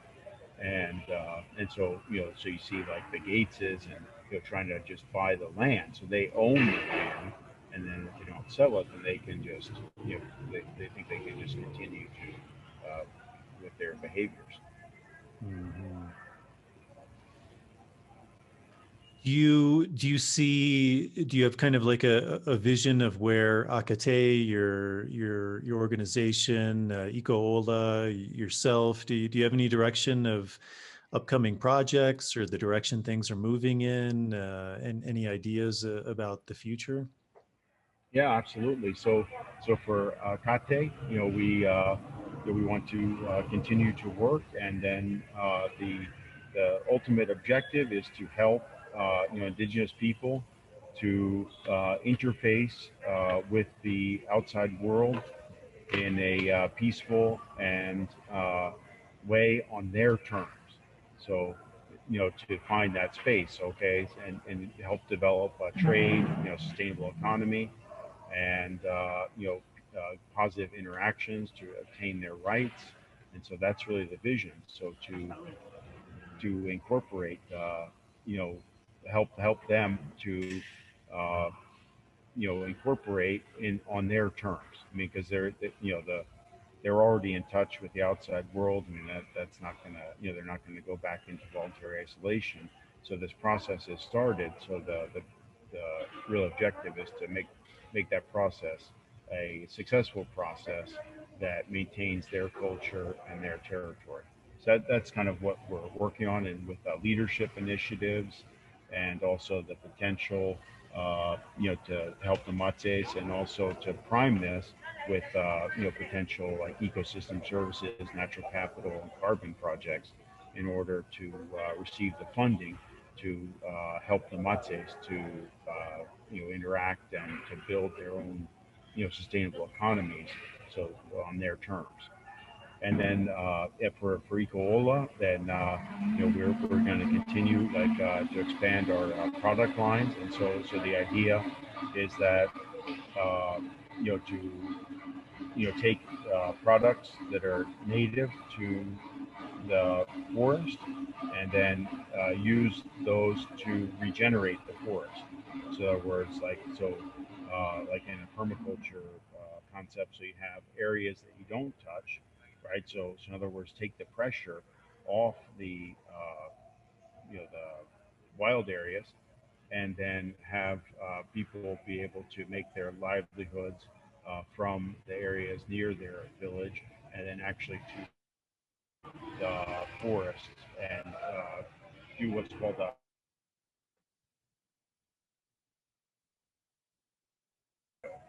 and this really lays out the vision of landscape scale management. So you have like wildlife corridors and productive systems that are integrated into wild areas, And in this way, you can have like integrated pest management solutions, minimize inputs, and have great, have a good production as well. Yeah, beautiful.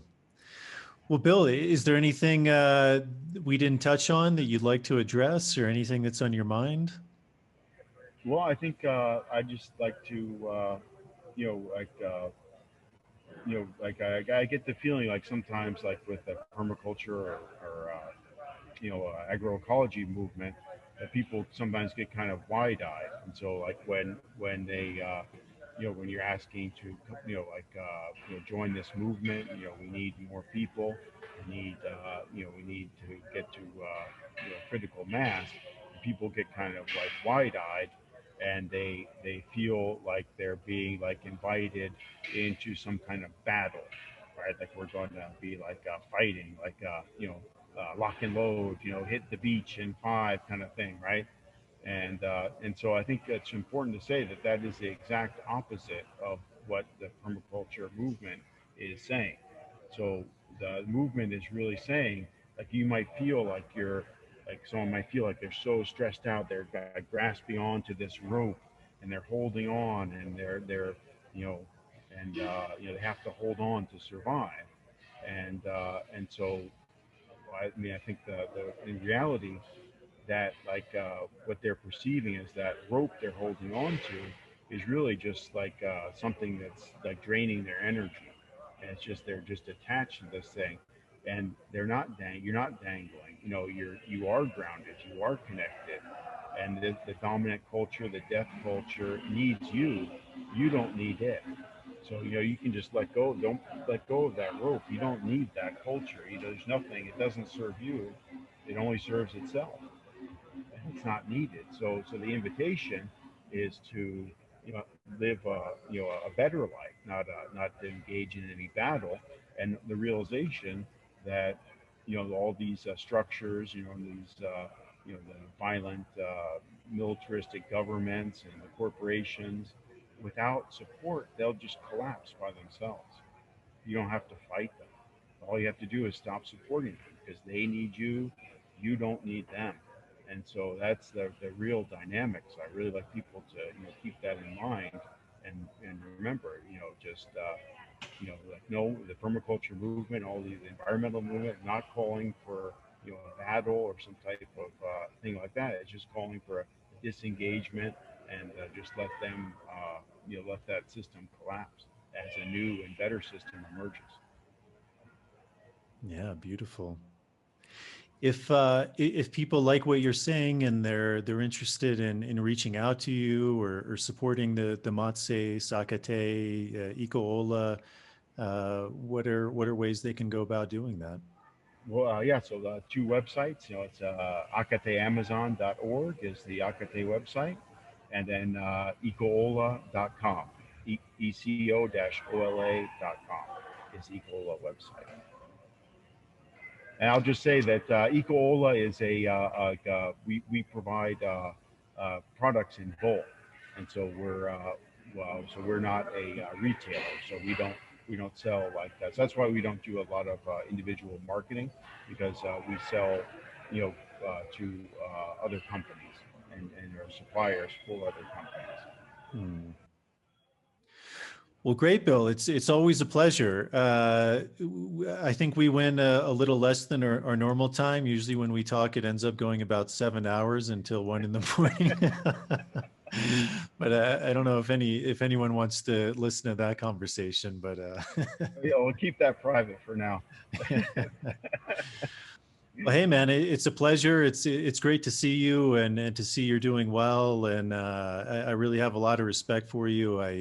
The reason I really created this podcast was to give voice to people who I think have wisdom to share. And I think in that way you're a true philosopher, and someone who's really thought deeply about these ideas. And I think the more those voices get out, it's just so much better for the world. And very much like you said at the end, it's there's a very different quality when we approach something, like you said, not as a battle, but with this state of self-empowerment, and that you know, we are able to create the world that we want, and how we want to live, and it actually just takes a letting go and opening our eyes to a new way of being. And so I thank you for your time, and for all you're doing with the Matsés and permaculture, and I think you're a great example of how to create that world. Well, thank you so much. It's been real great to talk to you, and I hope to see you in person soon. Yeah, likewise. Okay, Jason. Yeah, take care. All right, Bill, take care. You too. Yep. Yep. All right, everybody, that is it. I hope you enjoyed that conversation with Bill. I always really enjoy speaking with him. I always learn a lot when I speak to him, and I think he's got a lot of really beautiful jewels of wisdom that I think are really important to share. As always, if you're able to help to support this podcast, that's a really big help to me to continue to bring on these guests like Bill. Patreon is a really good option. It's a subscription service. For as little as $1 a month, you can sign up, and it gives you back some added benefits, which are really nice. Things like early access to shows, Q&As, bonus material. So if you're able to do that, thank you very much. It's deeply appreciated. To all of the people who have done that, thank you very much. I really appreciate it. There's also the ability to donate directly via PayPal. There'll be a link to both of those in the show notes. If you're not able to do that, simply going on the YouTube page, subscribing to the show, turning on the notification bell, liking the video, that's a really big help in getting this show out to a bigger audience. Feel free to leave any questions or comments in the comments section. And then also with the audio version, going on Apple Podcasts, subscribing to the show, and leaving a starred rating and a review is also seemingly a small thing, but a really big help. So I think that's it. I'm actually recording this episode a bit in advance. I'm going into a diet. So I'm not exactly sure the following order of the guests coming on, but as always, there should be some really fascinating people coming on. So thank you all for tuning in. I hope you enjoyed this episode. Thank you for all for the support, and I will see you all on the next episode.